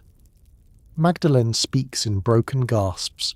She claims she saw a dark figure standing at the foot of her bed. It whispered her name. A chill runs through the room. In the medieval mind, visions of darkness are taken even more seriously than visions of light. The abbess orders a day of extra prayer, fasting, vigil, penitential psalms. For everyone, suspicion grows like mould. Some sisters fear the devil is at work. Others fear Magdalene is ill. Others fear she might be slipping into dangerous hysteria. A few, like Sister Beatrix, seem almost jealous, as though wishing for visions themselves. You find yourself caught in the middle, wanting to help but paralysed by uncertainty. When you bring Magdalene water during midday, she clutches your wrist and whispers, "It felt so real." Her hand is warm, too warm. The infirmarian later murmurs to you, "Fever can make the mind wander, but the abbess does not want fever. She wants purity, so we call it spiritual." Magdalene spends the day resting, watched closely. You return to your tasks with trembling hands, trying not to think about the possibility of supernatural interference or the possibility of false interpretation. Evening arrives and a messenger arrives at the gate. A priest has been sent ahead of the bishop to evaluate the situation. You see him through the parlour grate, middle-aged, stern-faced, wearing robes heavy with authority. The abbess welcomes him like a precious relic. He announces he will interrogate the sisters tomorrow. You sleep poorly that night. In the dark of the dormitory, someone sobs quietly. Someone else mutters prayers. A novice shifts restlessly, and you lie awake staring at the wooden ceiling beams, mind racing. You don't know whether you fear visions or people's reactions to them. The next morning, the priest begins his inquiries. He calls in sisters one by one, speaking through the grate. He asks about fasting habits, sleep disturbances, temptations, dreams, thoughts, memories, sleepwalking, improper attachments, and whether anyone has sensed spiritual agitation. The questions feel like needles, softly pressed but piercing. When it's your turn, he studies you like parchment under lamplight. "Have you witnessed anything unusual?" he asks. You hesitate. The wrong answer could ruin your life. The right answer depends on what he wants, not what you know. "I saw Sister Magdalene distressed," you say carefully. Nothing else. He nods, writes something down, dismisses you. You retreat, heart racing. By noon, the priest declares Magdalene's visions inconclusive. He recommends more fasting, more prayer, and close supervision. Magdalene weeps when she hears this. The abbess, however, seems relieved. Not because Magdalene is safe, but because the convent will avoid scandal. Mystics bring attention. Attention brings scrutiny. Scrutiny brings risk. The rest of the week passes in a haze of extra prayer, extra silence, and carefully controlled behaviour. Magdalene slowly recovers. Her fever drops. Her tremors lessen. Her visions cease. Some sisters whisper that she was touched by God. Others whisper she was touched by the devil. You suspect she was touched by exhaustion. The convent shifts back into its normal rhythm, but you carry something new with you. The awareness that mysticism is both revered and feared. That one moment of spiritual intensity can rock an entire institution. That visions may be holy, or may be symptoms, and the convent decides which. And that in this world, truth matters far less than interpretation. You return to your pallet that night, mind buzzing, heart tired. You stare into the darkness and whisper a silent truth. In the medieval convent, miracles are never simple. They're dangerous, they're heavy, and they belong to everyone. The priest's visit fades, the whispers about visions settle, and the convent exhales, but only for a moment, because now comes the part of medieval nun life that you haven't fully felt yet, the constant hovering presence of clergy and patrons, the men outside these walls who hold the authority to bless, judge, fund, ruin, or reshape your entire existence. Their visits can be rare, but their influence is daily, quiet, and absolute. You notice this most clearly on a frostbitten morning when a messenger arrives at the gate carrying a parchment sealed with a heavy blob of wax. The porter receives it, passes it to the abbess, and suddenly the entire atmosphere of the convent shifts, like a birdcage rattled by a distant hand. The abbess reads the message silently. Her expression tightens, then smooths into polite composure. The bishop will be arriving within the week, she announces, for inspection. A collective shudder moves through the sisters, with all the grace of a falling tapestry. Inspections mean long days of preparation. Inspections mean many opportunities for the bishop to frown. And in the Middle Ages, a bishop's frown can alter the lives of an entire religious community. The abbess immediately orders the place into high gear. Clean the cloister walk, scrub the refectory benches, replace the altar linens, check the candles, prepare the guest chamber, and the choir, practice your antiphons. You're swept into the whirlwind. Sister Beatrix drills you and the other novices, making you repeat the same psalm verse until your tongue feels like a knotted rope. The sacristan frantically polishes candlesticks until they shine like sacred suns. The gardener sisters scramble to hide the parts of the garden that look less holy and more struggling with winter. Even the infirmarian tries to make the infirmary look less like a room where people suffer daily and more like a place of serene, controlled spirituality. Of course, the bishop's involvement isn't limited to inspections. He's the gatekeeper of permissions, dispensations, and the convent's relationship to the church. He approves new sisters. He confirms the election of an abbess. He can impose new rules or reaffirm old ones. And sometimes, he drops casual suggestions that feel a lot like commands. You learn the full extent of this when the abbess pulls you and a few others aside to help prepare the guest chamber. The bishop isn't staying the night, but his steward is arriving early, and the abbess wants everything perfect. She hands you a broom but stops you with a raised hand before you begin sweeping. Do not miss the corners. The bishop's steward inspects corners. You stare at her. Corners. This man inspects corners. And yet somehow this makes perfect sense. You sweep. You scrub. You lay out a cushion that hasn't seen daylight in 3 years. Meanwhile, the abbess walks slowly through the guest room, evaluating every fold of fabric, every placement of pottery, every flicker of candlelight. This isn't hospitality, it's performance, a performance with very high stakes. Later, during a brief break in the cloister walk, Sister Odile leans close and whispers, "The bishop can change everything. Remember when he required us to reduce our meat consumption? Or when he revised our silence rule? Or when he ordered the convent to take in that noble girl who hated everyone and left after 3 months?" You nod, grimacing. You've heard the stories. But the patrons, she says, are even more complicated. Patrons, wealthy donors, keep the convent alive financially. Gifts of land, grain, livestock, or coin allow the community to survive winters, buy supplies, and pay taxes. But patrons also expect something in return. Prayers, influence, respect, or special treatment for relatives they send to the convent. And a poor relationship with a patron can mean shortages, political trouble, or unwanted attention. You begin to see this interplay firsthand when a wealthy merchant's wife visits the parlour. She kneels before the grate, complaining tearfully about her husband's illness. She requests prayers, specifically from the abbess and the more spiritually mature sisters.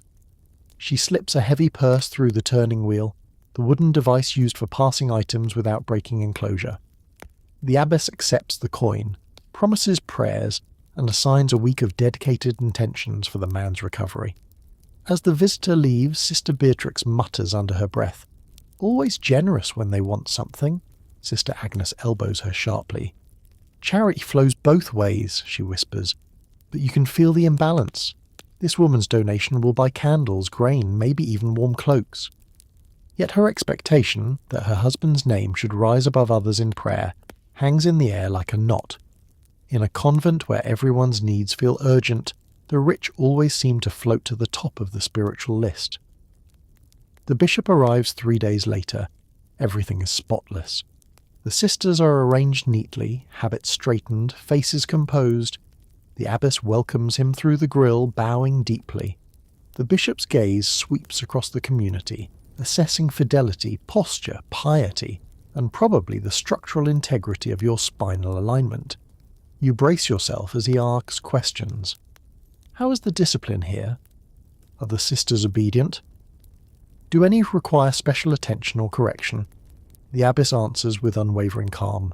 She highlights your recent fasts, your strict observances, your silence, your work. She does not mention Sister Magdalene's visions. No, that matter has been quietly shelved. Too much heavenly drama attracts scrutiny, and the abbess prefers her spirituality well behaved. During Mass, the bishop presides with ceremonial grandeur. His robes shimmer with embroidery. His staff catches the candlelight. His voice carries. Meanwhile, your stomach growls loudly enough to echo because you skipped breakfast to avoid seeming unprepared or late. Sister Beatrix nudges you. You pretend you didn't hear it. After Mass comes the inspection of the building. The bishop reviews the chapel, the dormitory, the storerooms, the scriptorium. He praises the illuminated manuscripts. Sister Imelda looks ready to faint from pride, and frowns at the thin state of the grain supply. The cellarist bows deeply, apologizing. The bishop then casually suggests requesting donations from wealthier patrons. The abbess smiles tightly, already calculating which families might be guilt-tripped or flattered into generosity. Then comes the part you dread, spiritual questioning. The bishop asks the sisters about their inner dispositions. Are you committed to your vows? He asks. Do you struggle with temptation? Are your sisters charitable toward you? These questions are not optional, and answering them incorrectly can lead to penances, supervision, or worse, spiritual suspicion. When it's your turn, your throat tightens. Do you feel spiritually settled in this vocation? The bishop asks. You force a steady voice. I strive to be. He narrows his eyes slightly. You feel sweat trickle down your spine. The abbess jumps in, offering a gentle explanation about your ongoing formation as a novice. The bishop nods, satisfied. By the end of the visit, emotions are raw. Sisters are exhausted from maintaining perfection. Even the abbess seems worn thin, though she masks it under her usual authority. As the bishop departs, blessing the convent, relief erupts silently. Shoulders loosen. Breath returns. Later, during supper, you notice the difference immediately. The tension has lifted. The air feels less suffocating. The sisters eat with calmer movements, even the reader sounds less robotic. But the day isn't over, because while clergy hold spiritual authority, patrons hold material authority, and their influence is just as real. That evening a letter arrives from a noblewoman who finances part of the convent's wool trade. She demands that her daughter, set to join next month, receive particularly gentle treatment, for she is fragile and accustomed to finer comforts. The abbess folds the letter with a sigh. You can see the gears turning in her mind.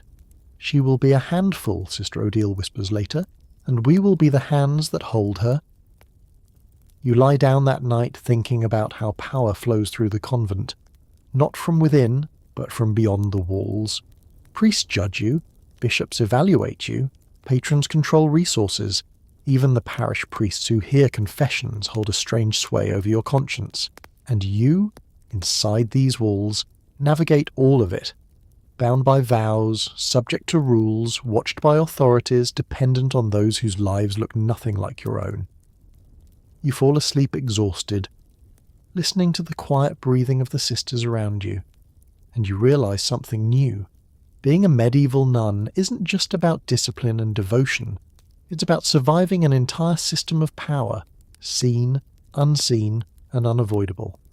Morning arrives with a pain you didn't earn today, an ache deep in your bones, a heaviness behind your eyes, and a chill that clings to your skin even after you wrap your cloak tighter. It's not just fatigue.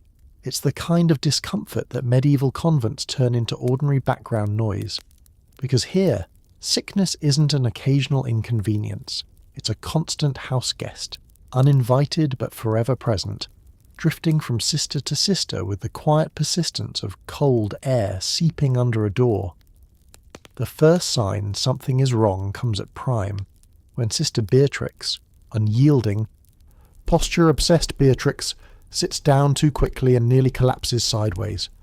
You catch her elbow before she hits the floor. She jerks away, muttering that she merely stood too fast, but her face is pale, her hands tremble, and when she sings, her voice wavers like a candle flame in a draught. After prayers, the abbess announces that several sisters are unwell. The infirmary will need assistance today, she says. Her tone is steady, but the message spreads through the room like a sigh. Illness has entered again. You head straight there after breakfast, carrying a bucket of fresh water. The infirmary is dim but warm, the only consistently heated room in the entire convent. As soon as you step inside, the familiar smells wrap around you. Lavender, thyme, vinegar, wool, sweat, and the faint stale scent of bodies lying still for too long. The room is already crowded. Sister Agnes meets you with a look that says, "Brace yourself." She instructs you to wash your hands, one of the few pieces of practical wisdom medieval nuns have mastered, and then points you toward a line of small straw mattresses where 3 sick sisters lie. You kneel beside the first, Sister Helena. Her breathing is shallow. Her forehead burns. Her eyes flutter open at your touch, dazed. She whispers something about chills, then drifts back into half-sleep. You smooth her blanket and move to the next sister, Sister Beatrix. She refuses to appear weak, even now. "I am well," she rasps, though she's sweating through her habit. She tries to sit up, fails, falls back. You press a cool cloth to her forehead. Her lips part in a sigh of relief she didn't intend to let escape. "Just rest," you tell her quietly. She nods once, eyes closing. The third sister is worse. You don't know her well. She belongs to the group of older lay sisters who work mostly outside the choir. Her cough rips through the room, harsh and wet. You hand her a cup of warm herb infusion. She grips your hand while drinking. Her skin is cold. Sister Agnes moves among the patients with practiced calm, her hands steady, her voice soft. She mixes herbs, horehound for cough, mint for nausea, comfrey for aches. These remedies won't cure serious illness, but they offer comfort, and comfort is sometimes the only medicine available. She calls you over. "Fetch more hot water," she says. You hurry. The well water is frigid. Carrying the bucket back is heavy, sloshing, miserable work. You spill a little on your shoes, freezing your toes instantly. You grit your teeth and keep moving. Back in the infirmary, the atmosphere thickens with the sound of breathing, shallow, laboured, strained. You take turns warming cloths, supporting shoulders, wiping faces. Sister Agnes thanks you with a tight nod. You feel strangely honoured, even in this grim space. Midday prayer arrives, but you remain behind to tend to the sick. The abbess sends permission. It feels odd to skip the liturgy, that rigid rhythm you've been forced to swallow every day, but illness disrupts everything. Even the rule bends slightly for suffering. Sister Agnes pulls you aside at one point. "Keep an eye on Sister Helena," she murmurs. "The fever is climbing." You nod. You kneel beside Helena's cot, gently lifting her head to help her drink a spoonful of cooled ale. Her skin is startlingly hot. Her murmur of thanks is barely audible. Hours pass. The infirmary becomes your whole world. Outside, the convent continues its routine. Prayers, chores, chanting. Inside, time dissolves into a cycle of breathing, coughing, trembling, and whispered encouragement. Sister Beatrix wakes with a start at one point, grabbing your wrist. "Don't tell the abbess," she mutters. Don't let her think I cannot serve." You swallow a lump in your throat. Your service is not in question. She blinks at you, disoriented, then falls asleep again. By late afternoon, one of the elderly sisters begins coughing blood. Sister Agnes moves quickly. Propping her up, cleaning her mouth, whispering prayers, you freeze. Blood feels like the sharp border between manageable sickness and danger. Agnes notices your fear. "Do not panic," she says softly. This happens in winter, but her eyes betray worry. When evening prayer comes, the abbess herself visits the infirmary. Her expression is solemn. She blesses the sick. She orders extra blankets distributed. She instructs the kitchen mistress to prepare warm broth just for the infirmary. You realize something surprising. Beneath her authority, the abbess does care deeply. Discipline may be the visible face of her power, but compassion is its quieter backbone. Night falls, bringing colder air through the cracks in the walls. You help Sister Agnes light a few extra lamps. Shadows dance across the room, making every movement feel slower, softer, heavier. And then it happens. Helena's fever breaks. You notice it first. The way her breathing deepens, the bloom of colour returning faintly to her cheeks. Sister Agnes checks her forehead and nods, relieved. "Good," she whispers. "She will recover." But the triumph is brief. Another cough echoes from the far side of the infirmary, deep, rattling, ominous. The older lay sister is worsening. Sister Agnes moves quickly, calling for vinegar compresses, warm blankets, stronger herbs. You work beside her, hands trembling. The sister's eyes roll upward, unfocused. The abbess returns when summoned. She kneels at the woman's side, murmuring prayers. Other sisters gather at the doorway, faces pale. Through the long hours of the night, the infirmary becomes a place suspended between hope and dread. You learn how fragile life is in a world without medicine, how illness stalks the convent like a silent predator, how age and cold turn ordinary days into battles. When dawn finally arrives, the lay sister's breathing steadies. She's not out of danger, but she's no longer slipping. Relief floods the room. Exhaustion hits you like a hammer. The abbess dismisses you to rest. You stagger toward the dormitory, body aching, throat sore from breathing in sick room air. But before you reach your pallet, you pause in the cloister walk. The sunrise spills pale gold across the courtyard, and for the first time, you see the convent differently. Not just as a cage or a machine or a place of rules, but as a fragile community trying to hold itself together against cold, hunger, illness, and fear. You climb into bed, collapsing onto the straw mattress. You close your eyes, listening to the soft rustle of sisters breathing in the dark, and you understand something deeply human. In the medieval convent, illness isn't an interruption. It's a companion, always waiting, always testing, and sometimes, on days like this, reminding you how much you rely on each other to survive. You don't realize how fragile the convent's peace is until it breaks, loudly, violently, and without warning. It begins at dawn with a sound that does not belong inside cloister walls. Shouting, male shouting, urgent, rough, sharp. You jolt upright on your straw mattress, heart thudding in your throat. Around you, the sisters stir in confusion, fear flickering in their eyes like candle flames buffeted by wind. The bell hasn't rung. That alone is terrifying. You leap from bed, wrap your cloak tight, and follow the ripple of panic toward the cloister walk. The air is icy, your breath a pale cloud as you hurry down the corridor. The shouting grows louder, coming from the outer courtyard. You reach the archway just as the abbess pushes past with unusual speed, her veil swaying like a banner. Outside, the sun hasn't fully risen. Pale grey light spills across the frost-crusted ground, and there, near the gatehouse, you see them, armed men. Not soldiers exactly, but men with clubs and daggers and the unmistakable posture of people who expect trouble. Your stomach drops. Bandits? A raid? No, the porter is arguing with them, and one of the men wears the colours of a local noble family. Worse, he wears them badly, as if he's borrowed them for intimidation rather than legitimacy. The abbess steps forward, spine straight, face composed despite the danger. "State your purpose," she demands. The man with the borrowed colours spits into the dirt. "We're here for rent," he says. "Your fields sit on Lord Etienne's land. Payment's late." gasps ripple behind you. Sister Odile grabs your arm, trembling. Payment isn't late. You know this.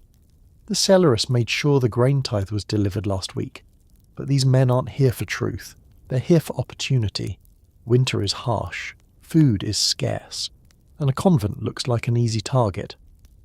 The abbess raises her chin. We paid what was owed. Ask your lord. Our lord, the man sneers, doesn't bother with scraps like you, but we take what is due. Thieves, someone mutters. Silence, hisses the prioress. But it's too late. The men push forward, shoving the porter aside. The abbess blocks their path, but she's a single figure in black wool standing against 5 armed bodies. The men don't strike her, they're not suicidal, but they crowd her, looming, threatening with their sheer presence. You feel your pulse spike. You're a nun in a walled convent, sworn to peace, submission, silence. And yet here you stand, watching intruders breach the boundary like wolves stepping into a sheepfold. Sister Agnes appears beside you, gripping a wooden ladle like it's a sword. You almost laugh, except nothing is funny today. The abbess speaks again, voice steady as iron. Leave now. We will not be extorted. One man shoves her shoulder. The world freezes, then unfreezes violently. The prioress lunges forward, surprisingly fierce for someone who spends most of her time scolding posture. 2 lay sisters rush in from the laundry with broom handles like battle staffs. The gardener sisters brandish pruning shears. Sister Agnes lifts her ladle with terrifying conviction. And you, before you can think, you grab a handful of pebbles from the path. Ridiculous. Ineffective. But it feels like doing something. The intruders back off slightly, startled by the sudden wall of furious nuns, not delicate little birds, not timid shadows, not silent statues, but a unified force of women who have survived hunger, cold, illness, discipline, and God himself. Women who understand suffering better than any armed man ever will. The men mutter among themselves. One spits again. Another glances nervously at the abbess's unflinching gaze. Finally the leader snarls, "We'll be back, with proof. Don't bother hiding behind your prayers." They leave. The gate slams shut behind them. Silence floods the courtyard. Sister Agnes lowers her ladle. The gardener sisters lower their shears. Your handful of pebbles suddenly feels absurd, so you quietly drop them. The abbess exhales long and slow. "Sisters," she says, "prepare for scrutiny." And oh, does it come. The next few days unravel into a tangle of anxiety. The abbess sends messengers to verify the payment. The cellarist panics when she realizes one of her account scrolls has gone missing. Possibly stolen, possibly misplaced. The prioress orders fasting and extra prayer, arguing that spiritual clarity will protect us. Sister Beatrix mutters that a blanket would protect you better, and you choke on a laugh you're not supposed to let out. By evening, rumours swirl that Lord Etienne isn't even aware of the incident, that the men were acting on their own to gain power or resources. But certainty is impossible, and fear fills the gap where certainty should be. But political threats aren't the only danger pressing against the convent walls. The winter intensifies. Storms flatten the garden beds. Wind rattles the shutters so violently that a novice bursts into tears. The roof in the west corridor starts leaking again. You're sent with a bucket to catch the drip, drip, drip rhythm that keeps time with your fraying nerves. And then, scandal strikes. It begins with the disappearance of Sister Melisande, a young lay sister assigned to the kitchen. She simply doesn't show up one morning. Not for prime, not for kitchen duty, not for any bells. The abbess sends search parties through every corridor. You join one. Your candle sputters in drafty hallways. You call her name softly. Nothing. Finally, near the laundry yard, you find tracks, muddy footprints heading toward the back gate. The gate is slightly ajar. The abbess stares at it, face still but eyes burning. "She fled," she says quietly. Shock tangles your breath. Fleeing a convent is a serious violation. Dangerous. Desperate. Scandalous.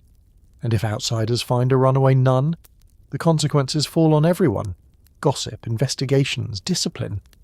The prioress sinks to her knees. whispering frantic prayers. The abbess orders the gate secured. Then she commands the entire convent to pray for Melisandre's safety and penance for whatever distress drove her to flee. 2 days pass. Then word arrives through the village. Melisandre was found by a travelling merchant's caravan, cold and shivering, insisting she couldn't breathe inside the walls anymore. They returned her to the abbess under guard. The abbess meets her in private. You hear nothing of their conversation, but Melisandre re-enters the community with a shaved head, a mark of penance, and is placed under strict supervision. She works silently, eyes lowered, shoulders tense with shame. No one speaks ill of her. No one asks questions, but everyone feels the tremor she sent through the convent. If a nun can break, any of you can. The stability of your world feels thinner than winter ice.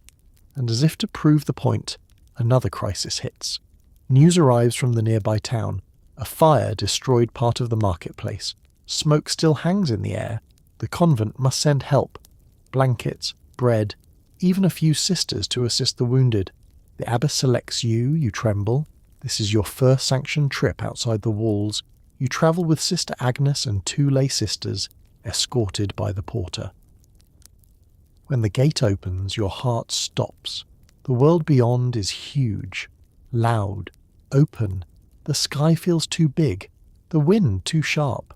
The smells, smoke, animals, distant cooking fires hit you all at once. You clutch your cloak to calm your racing pulse. In the town, chaos reigns, burned homes, ash-coated women sobbing, children coughing, men hauling charred beams. You help apply salves to scorched skin, wrap cold hands in blankets, spoon warm broth into trembling people too shocked to ask questions. You see suffering greater than anything inside the convent. You see grief uncontained by rules. You see people who live and die without enclosure, without bells, without constant supervision. And for the first time you realize the convent's walls don't just imprison, they also shield.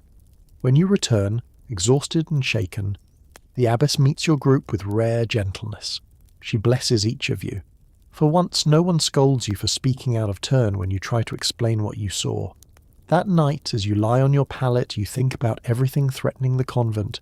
Bandits, politics, storms, fire, human fear, human desperation, and everything the convent must protect itself from.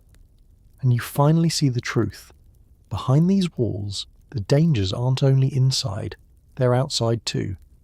And the convent survives like a lone lamp in a storm, its flame small, stubborn, flickering, and fiercely protected by every woman who bows her head beneath this roof. Death isn't an abstract concept in the convent. It's a quiet neighbour, a familiar shadow, a presence that sits beside you during long winter nights and lingers behind the chapel door during every chant about salvation. You learn this early, but you don't feel it until the morning the bell tolls before dawn with a sound you've never heard before. Not the sharp call to matins, not the measured rhythm of prime.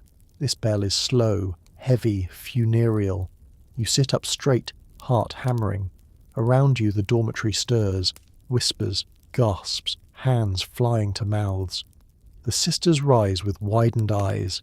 No one needs to ask what it means. Someone has died.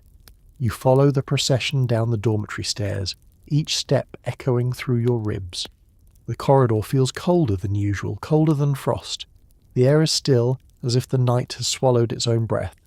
In the infirmary, candles burn low around a single mattress where Sister Beatrix lies motionless.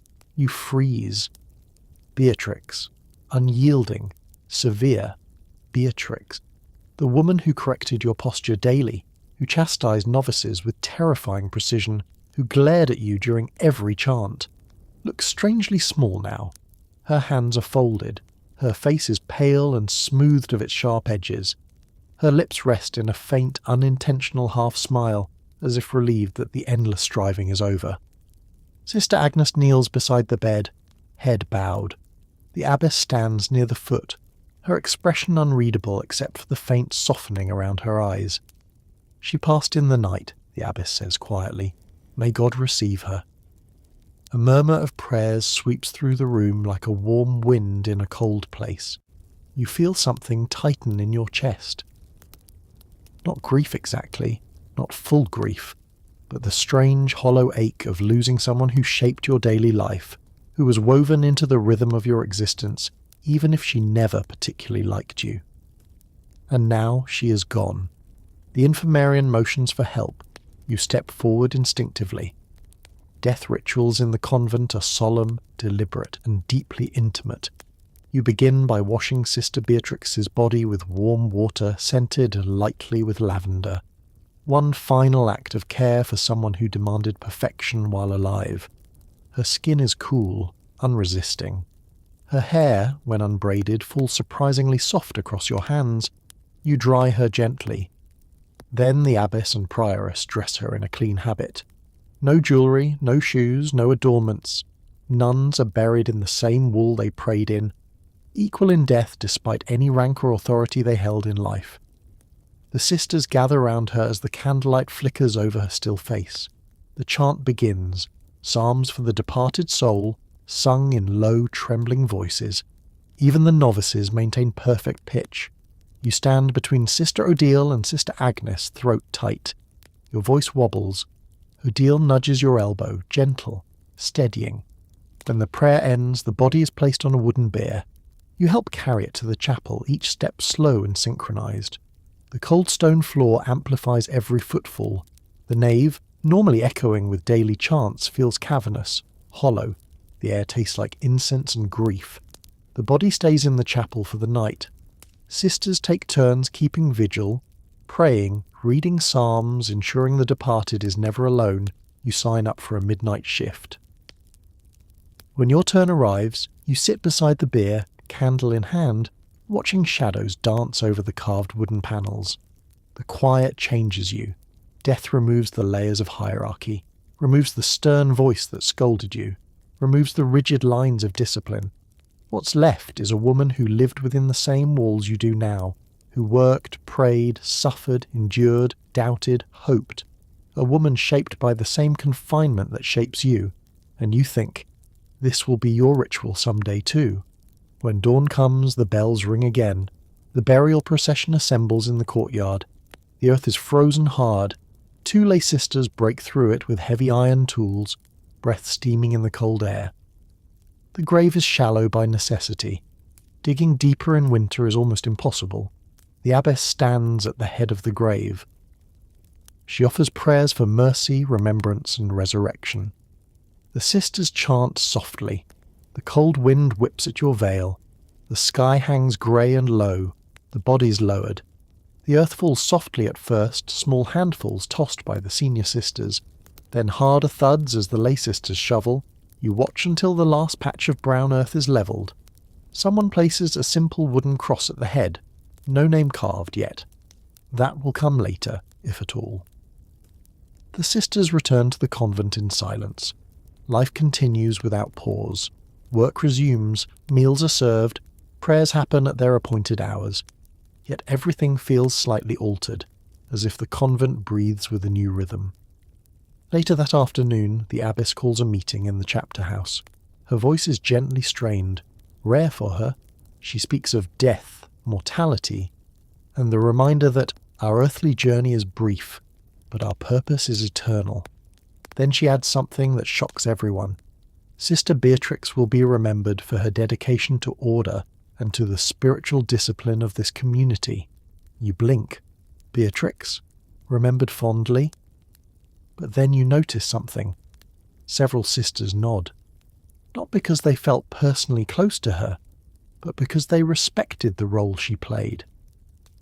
In a community built on structure, those who enforce structure, even harshly, carry a strange legacy. After the meeting, you walk through the cloister alone, thinking of the burial mound in the cold ground. You pass the graves of earlier sisters, unmarked stones, weathered crosses, small carved symbols fading under moss. So many women lived and died within these walls, so many names forgotten. So many stories compressed into silence. You understand suddenly and painfully why the convent's memory rituals matter so much. They keep you from vanishing. Later in the week, you help in the scriptorium copying the necrology, the list of sisters who have died. When you add Sister Beatrix's name in careful letters, your breath catches. Her life reduced to ink, her presence reduced to one line. You set down your quill, trembling. Sister Imelda places a hand on your shoulder. "This is how we preserve them," she says softly. "Through memory, through prayer, through order." "Will anyone read her name?" you ask. "Every year," she replies. "On the date of her death, we speak it aloud." You exhale slowly. It's not immortality, but it's something. As the days pass, you notice subtle changes. The novices whisper less. The seniors watch more carefully. Even the abbess seems gentler, as if death has sanded down her sharpest edges. There's a softening in communal life. Shared glances, shared blankets on cold nights, shared efforts in the kitchen when someone is overwhelmed. Death reminds everyone of fragility, and fragility creates compassion. One evening, during Compline, the chantress stumbles over a line. Normally Beatrix would have hissed correction, but now there is only quiet patience. A small, bittersweet hush settles over the choir stalls. Loss reshapes the air. You climb into your pallet that night, curling under your blanket, feeling the ache of mortality settling into your bones like a quiet truth. In the convent, life is rigid, but death is the only thing that forces the community to bend. The only thing that interrupts the bells. The only thing that makes everyone stop, breathe, and look inward. You close your eyes, imagining the small wooden cross outside, the earth slowly freezing harder over it, and you whisper a prayer, not just for Beatrix, but for yourself, for the sisters around you, for every woman who has to navigate these walls until her body can't anymore. Because in the medieval convent, death is not an ending. It is part of the rhythm, one you now understand more intimately than you ever expected. The days after Sister Beatrix's burial move with a strange softness, as if the air itself is tiptoeing. But softness never lasts long in a medieval convent. You feel it slipping by the end of the week, slowly replaced by something subtler, heavier, and much more unsettling. The long-term consequences of cloistered life. Not the daily hardships, not the immediate fears, not the strict rules, those you've grown used to, in the way people grow used to cold weather or uncomfortable shoes. No, what settles into your bones now is the realization of what it means to live an entire life in these walls. Years, decades, a lifetime of bells. You first notice the weight of it during a late winter afternoon, while helping Sister Odile inventory the storerooms.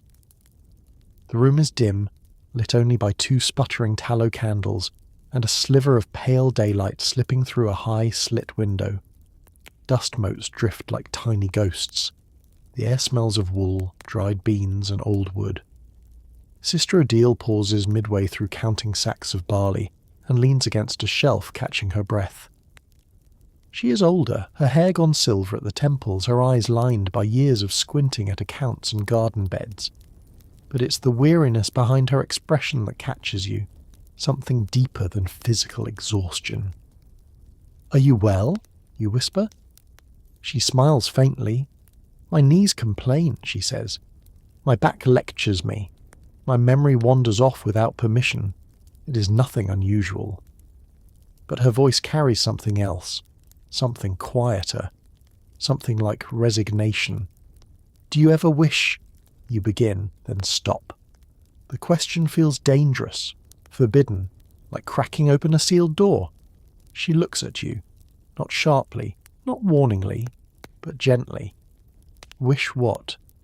"That you had lived differently." Her eyes drift toward the window, toward the sliver of sky she hasn't touched in 40 years. A long silence stretches between you. "Wishing," she says softly, "is something I trained myself not to practice. It leads to unrest." She straightens her back with effort, resumes counting, and the conversation ends. But her hesitation lingers in your mind, like a stone dropped into still water, sending ripples through everything you thought you understood. Later that day, you join the seniors in the warming room, a rare privilege granted because freezing novices apparently can't do good work. A small fire crackles weakly. The room smells of smoke, wool, and faint herbal fumes from someone's soaked cloths hung to dry. You sit near Sister Agnes, who tends to the fire with a poker that looks too heavy for her thin hands. Nearby, two elderly nuns whisper softly. One mentions her failing eyesight. The other touches her own trembling fingers, sighing that she can no longer sew straight stitches. Their voices are gentle, matter-of-fact, as if describing the weather. You study their faces, lined, tired, and strangely serene. These women have lived here since girlhood. They barely remember the world beyond the walls. Their childhood families are long gone, their friends buried in the soil behind the chapel, their entire existence distilled into prayer hours, feast days, illnesses, recoveries, work, silence, and the inevitable tapering off of strength. It hits you suddenly. This will be you someday. Your breath catches. You look down at your hands, young and steady, then at theirs, veined, trembling, thin as parchment. Time inside the convent is a slow but unstoppable tide, wearing a person down grain by grain until only devotion and routine remain. The prioress enters the warming room then, calling you to help bring wood from the shed. You follow her into the sharp cold, grateful for the distraction. Snow carpets the courtyard, crunching under your feet. You carry logs in your arms, the weight solid and grounding. Do not let your thoughts wander too far, the prioress says quietly as you walk back. The rule provides structure for a reason. Without it, the mind invents shadows. You nod, though your thoughts are already wandering again. To Sister Melissen's attempted escape, to Sister Beatrix's grave, to the sound of your own heartbeat echoing inside walls that feel tighter every day. That night, during Compline, the chanting feels heavier. You close your eyes. The Latin flows in waves. You try to focus on the words, but your mind keeps slipping into questions you're not supposed to ask. Is this truly where you belong, or is this simply where you were placed? The line between calling and confinement is a dangerously thin thread. After prayers, a senior sister leads you to help mend habits in the workroom. The needle moves in and out of fabric, rhythmic and soothing. But even the quiet task feels different tonight, like a metaphor for holding a life together with small, repetitive motions. Across from you, Sister Helena sews slowly, still recovering from her fever. She pauses, staring at her hands. "Do you think God hears us," she whispers, "when we only ever pray the same thing?" You blink. You weren't expecting honesty. Not from Helena, whose timidity usually keeps her silent. "I don't know," you whisper back. She nods, returning to her stitches, though her eyes glisten with unspoken thoughts. It's a tiny moment, but it reveals something huge. Doubt lives here too. Quiet, polite, hidden behind veils and folded hands. Doubt doesn't vanish in the convent. It simply disguises itself as obedience, and the more you see, the clearer it becomes. The human heart was never meant to be pressed into the same shape every hour of every day for a lifetime. Some women thrive in it, some wither, most simply endure. The long-term toll shows up elsewhere too. You see it in Sister Imelda, whose fingers are swollen from decades of script work. She still holds her quill like a weapon, but her hands shake as she writes. She jokes about it lightly. The angels do the straight lines now, but her smile is tight. You see it in the abbess, whose authority has become so fused with her identity that you cannot imagine her simply being a person without a title. Leadership here consumes you until only the role remains. You see it most clearly when an older lay sister fails to remember the words of a simple prayer she has chanted for 50 years. She breaks down crying in the chapel. The infirmarian comforts her gently, but the moment sends a tremor through the choir stalls, an unspoken fear that one day your memories too will fade, leaving only fragments of chants and faces. The enclosure shapes you, then it traps you in the shape it carved. One evening, as you help clean the scriptorium, you find a scrap of parchment tucked behind a writing desk. A fragment, a few words. O Lord, grant me peace or grant me wings. No name, no date. Just a whisper from someone who lived and died here long before you arrived. You fold the parchment carefully, hide it in your sleeve, and return to your chores. But the words haunt you. Peace or wings. Two desires that cannot coexist inside these walls. The next day, during errands near the parlour, you overhear a brief exchange between the abbess and a visiting priest. He asks if any sisters have requested release from vows. The abbess answers firmly, no, those who struggle are guided. Those who falter are corrected. God strengthens all who remain. But you wonder if that is strength, or fear wrapped in piety. That night, back in the dormitory, you stare at the ceiling beams and feel the future stretching ahead of you, long, narrow, stone-walled, and your breath trembles, not with despair, but with awareness. Awareness of what a lifetime here means, awareness of what it costs, awareness of what parts of yourself you might lose, slowly, quietly, without realizing until they're gone. The bells ring, lights extinguish, silence falls, and in the cold darkness you whisper the truth you cannot say aloud. Not every nun stays because she chooses to. Some stay because there is nowhere else left to go. Some stay because the world outside is crueler. Some stay because obedience feels safer than freedom. Some stay because they have forgotten how to dream. And some stay simply because time, routine, and duty have moulded them into someone who can no longer imagine an alternative. You close your eyes, your story is still beginning, but theirs, so many of theirs, have already ended inside these walls, and now you finally understand the full weight of your title. A nun in the Middle Ages doesn't just live a weird nightmare, she becomes it, and survives it, or doesn't. 300-word wind down, soft, slow, soothing, and now, let all of that weight drift gently away from you. Breathe in, slowly. Let your lungs expand, as if taking in a soft glow, not cold air from a stone corridor. Let your shoulders drop. Let your body settle deeper into whatever is holding you in this moment. Bed, blanket, warm space, safe space. You've walked through dark hallways, heard bells tolling in the quiet dawn, felt the press of stone walls, and watched years pass in the rhythm of cloistered life. But here now, none of that can touch you. It melts like frost under a rising sun. Imagine the convent dissolving into mist, its towers fading, its iron-bound silence loosening, its rigid rules falling away one by one. Imagine the sisters not in fear or exhaustion, but resting, finally resting, on soft earth under an open sky. You breathe again, slower. Feel your thoughts soften like pages turning more gently in an old book. Feel the night wrap around you like a warm cloak, not a cold enclosure. You're safe. You're warm. You're not bound by walls or vows or the weight of centuries. You're simply here, in this quiet moment, where nothing is demanded of you but stillness. Let your eyes grow heavy. Let your mind drift. Let the final echoes of the story fade into a distant hum, gentle, ancient, harmless now. And as you slip towards sleep, imagine one last image, a single candle glowing in a small window.